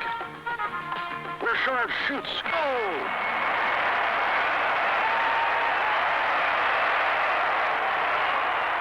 Here's the replay as Henri Richard races down the far side, waits for an opening, and calmly slides the puck into the left corner of the net to give the Canadiens a 1-0 lead. As period 2 begins, Montreal is applying pressure in the Detroit zone once more.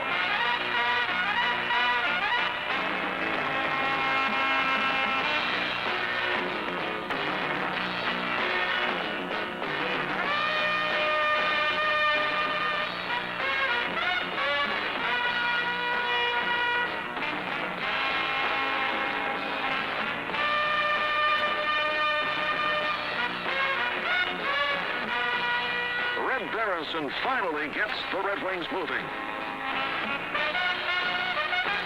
Berenson feeds Henry Boucher on his left. Boucher shoots and scores!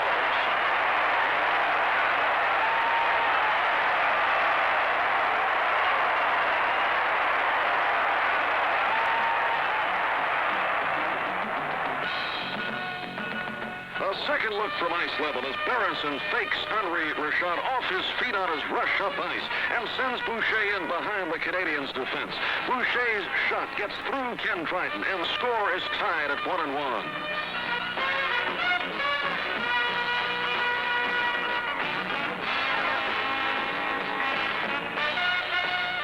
Roy Edwards stops Guy Lafleur's strong shot, and the Red Wings control. Mickey Redmond on a breakaway, and Dryden stops him. Now Lafleur comes in alone. Roy Edwards makes the save, and a beauty. Tommy Bergman blocks Lemaire's shot, and then Larry Johnston lets Guy Lapointe down with a hard check. Lapointe comes right back at Ace Bailey, and Bailey pays an unexpected visit to the Montreal bench.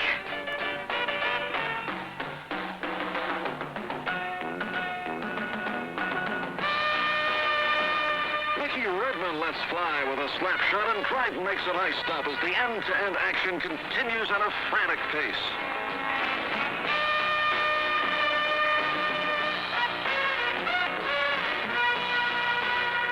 Number 21, Ron Stackhouse, gains control in the corner, but Henri Richard and Frank Mahovlich combine to steal. Mahovlich out to Guy Lapointe. Goal!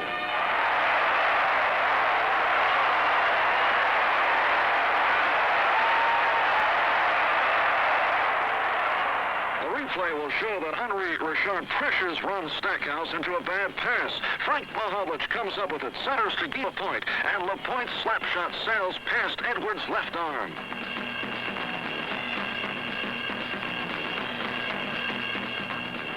Montreal 2, Detroit 1 after 2 periods of action. As the final period begins, the Red Wings battle for the equalizer.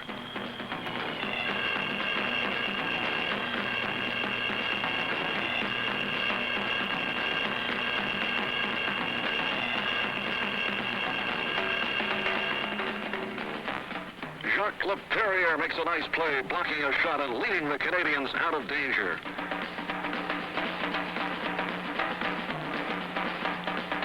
Jacques Lemaire centers from the sideboards, and it's in! Goal!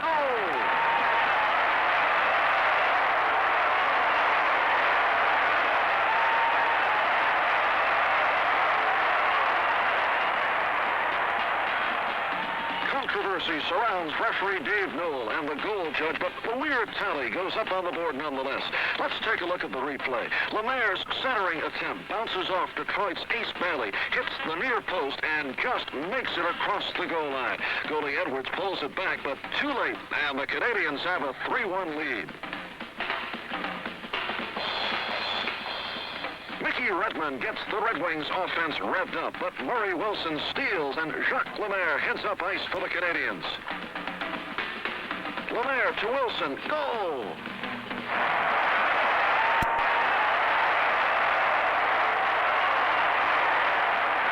Murray Wilson's 14th goal gives Montreal a 4-1 lead midway through period 3.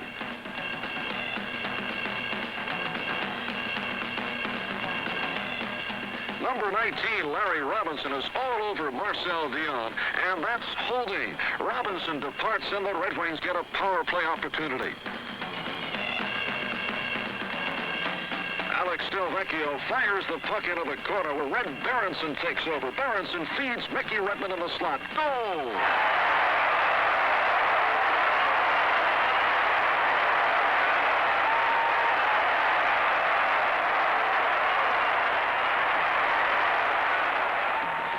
Redmond's power play goal closes the gap to 4-2, and Detroit has renewed momentum. Henry Boucher passes behind the net to Billy Collins. The puck slides back to Boucher along the boards. A centering attempt bounces free. Collins shoots and scores!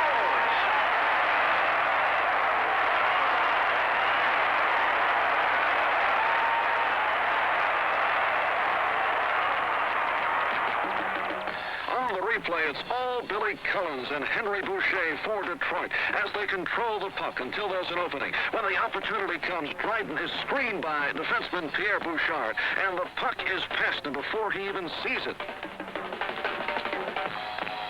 Billy Collins' goal cuts the Montreal margin to 1 at 4-3 with 2:48 left in the game. As Mickey Redmond starts a Red Wings rush, goalie Roy Edwards leaves in favor of an extra skater in a last-ditch effort to tie the game. Ken Dryden's long pass is picked up by Jacques Lemaire. Lemaire shoots and scores. Jacques Lemaire's open net goal wraps it up as the Canadians beat the Red Wings 5-3 and move 2 points closer to clinching first place, while the Red Wings remain just 1 point in front of Buffalo in the fight for fourth. NHL referees and linesmen have incredibly difficult jobs that require split-second decision-making. Here are some opportunities for you to use your judgment and decide whether or not to blow that whistle. What's your first call? Offside is the ruling as a Bruins player preceded the puck into the offensive zone.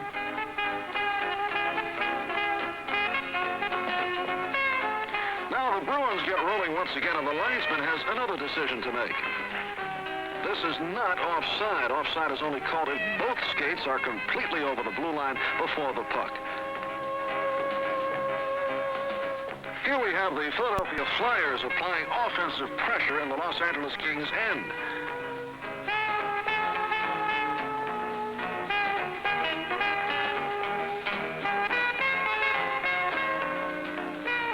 The Kings finally clear the puck. What's your verdict?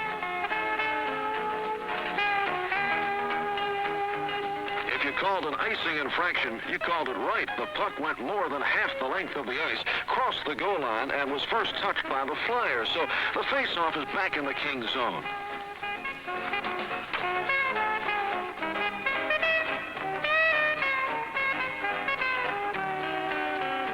Here we have the Flyers starting out of their own zone, and one of hockey's most frequently called penalties is about to occur. What is it?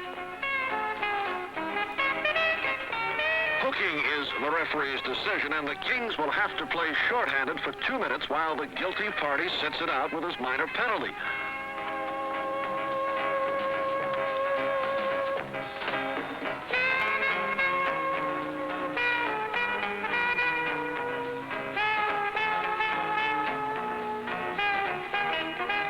Moments later, the Flyers are still enjoying the power play advantage, with the Kings attempting to kill the penalty. The Flyers regroup at center ice and shoot the puck into the offensive zone.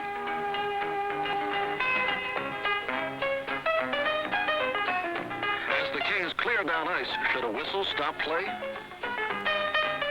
No whistle will sound, and play continues because there is no icing infraction when your team is shorthanded. This action footage is in the forum, and another common penalty is coming up. Call it. That's tripping. Another 2-minute penalty, and the offending Los Angeles player departs for the sin bin under the watchful eye of the referee.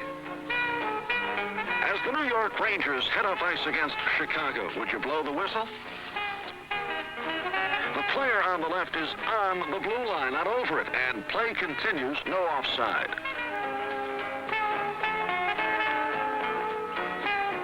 As the Blackhawks get control, you're in for your toughest decision as Stan Mikita challenges Brad Park. Mikita has been fouled from behind, preventing a scoring opportunity, and the referee awards a penalty shot.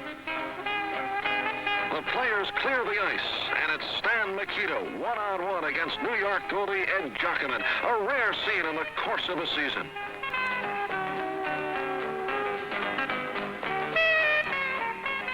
Mikita's penalty shot is stopped by Giacomin, and one of hockey's most dramatic moments results in no goal. New York's Madison Square Garden's the scene as the Rangers host the St. Louis Blues. The slumping New Yorkers have switched to Gilles Villemure in goal in an effort to regain their winning ways. High-scoring John Rattel is the offensive leader, and additional firepower is now available from Mike Murphy. Murphy came to New York in a trade for defenseman Ab DeMarco, returning in a St. Louis uniform tonight. Per usual, Gary Unger is the Blues' top scorer, while Jacques Caron guards the nets.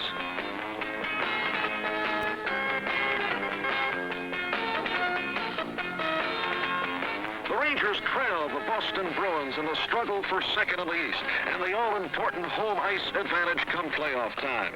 The Blues are fourth in the West, hoping to nail down the final playoff berth. They lead the Los Angeles Kings by 4 points, and a victory tonight would give them some welcome breathing room.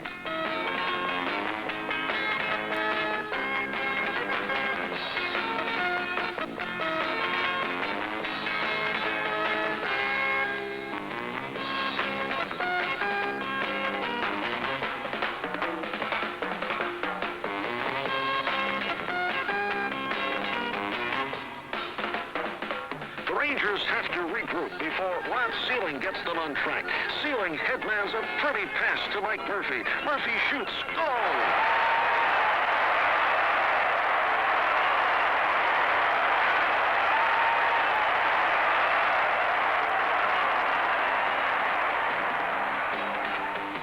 Here's the replay as Sealing threads the needle to Murphy at the blue line. The shot smashes through Caron's pads, and Mike Murphy's first goal in a Rangers uniform opens the scoring at 3:48 of the first period. New York keeps the pressure on the St. Louis end, but their shots are continually wide of the mark.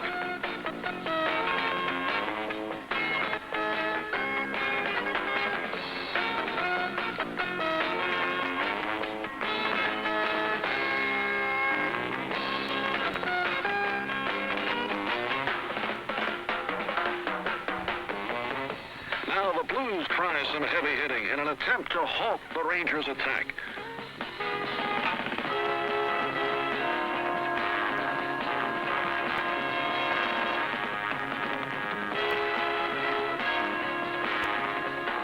But the Rangers keep coming back for more.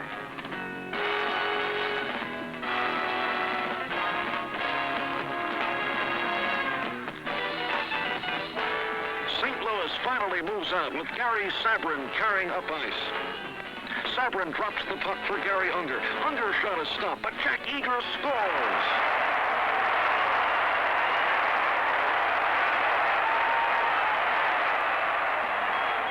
A second look as the Blues get a break. Barclay Plager intercepts Billy Fairbairn's pass and leads Sabrin up ice. When Sabrin sets up Unger, the shot deflects off Brad Park right to Jack Eagers. Eagers has an empty net to shoot at, and his tally ties the score at 1-1.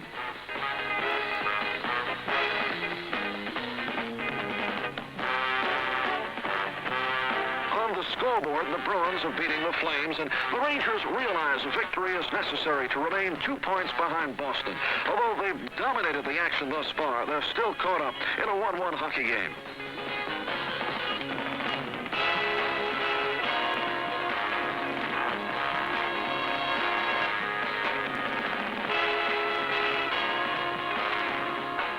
Caron stops Ted Irvin's deflection and then saves on Pete Stemkowski. The puck goes behind the net where Stemkowski recaptures it. Stemmer passes to Mike Murphy. Goal!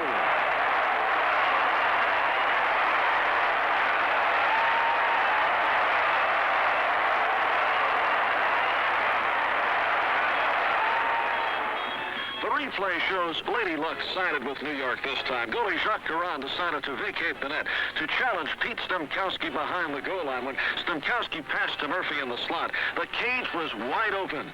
Mike Murphy's second goal makes it Rangers 2, Blues 1.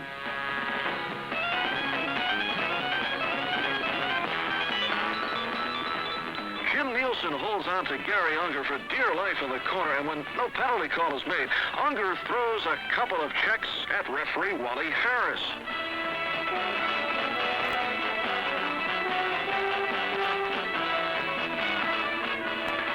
Unger's second body check earns him a 10-minute misconduct and zero sympathy from the New York fans. Period 2, the Rangers get lucky again as Villemure muffs an easy shot, but it bounces on top of the cage. Villemure answers further St. Louis challenges with goaltending skill.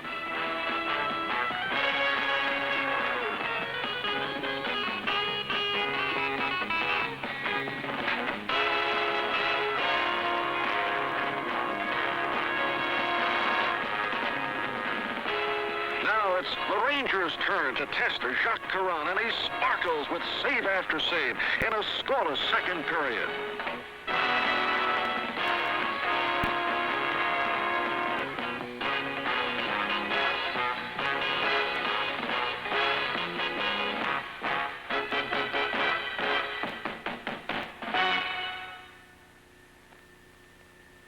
Into the third and final period, and the Rangers look for an insurance goal, but Jacques Caron makes a tremendous save on John Littell's point-blank shot.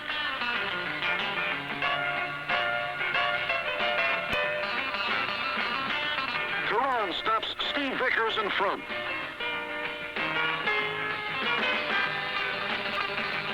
The Rangers apply steady offensive pressure, but Jacques Caron is nothing short of sensational in goal for the Blues.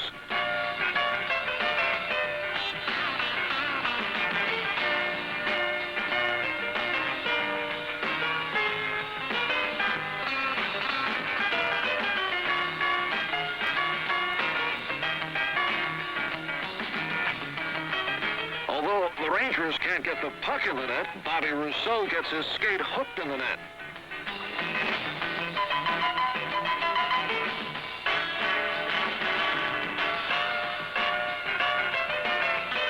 One of life's embarrassing moments.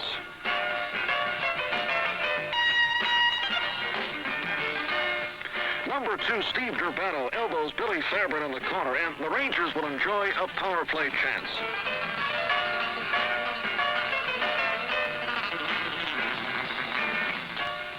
Gene Carr drops a pass back for Dale Rolfe on the near point. Rolfe winds up, shoots, scores!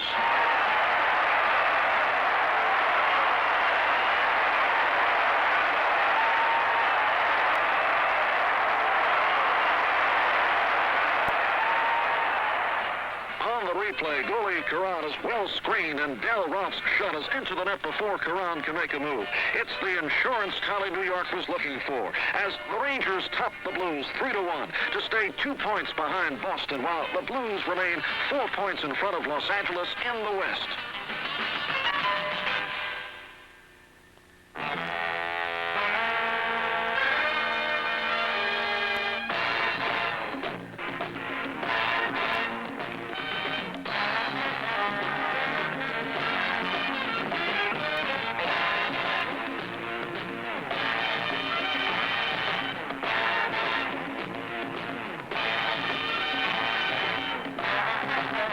This is Marv Albert for the Athena Sports Network and National Hockey League action.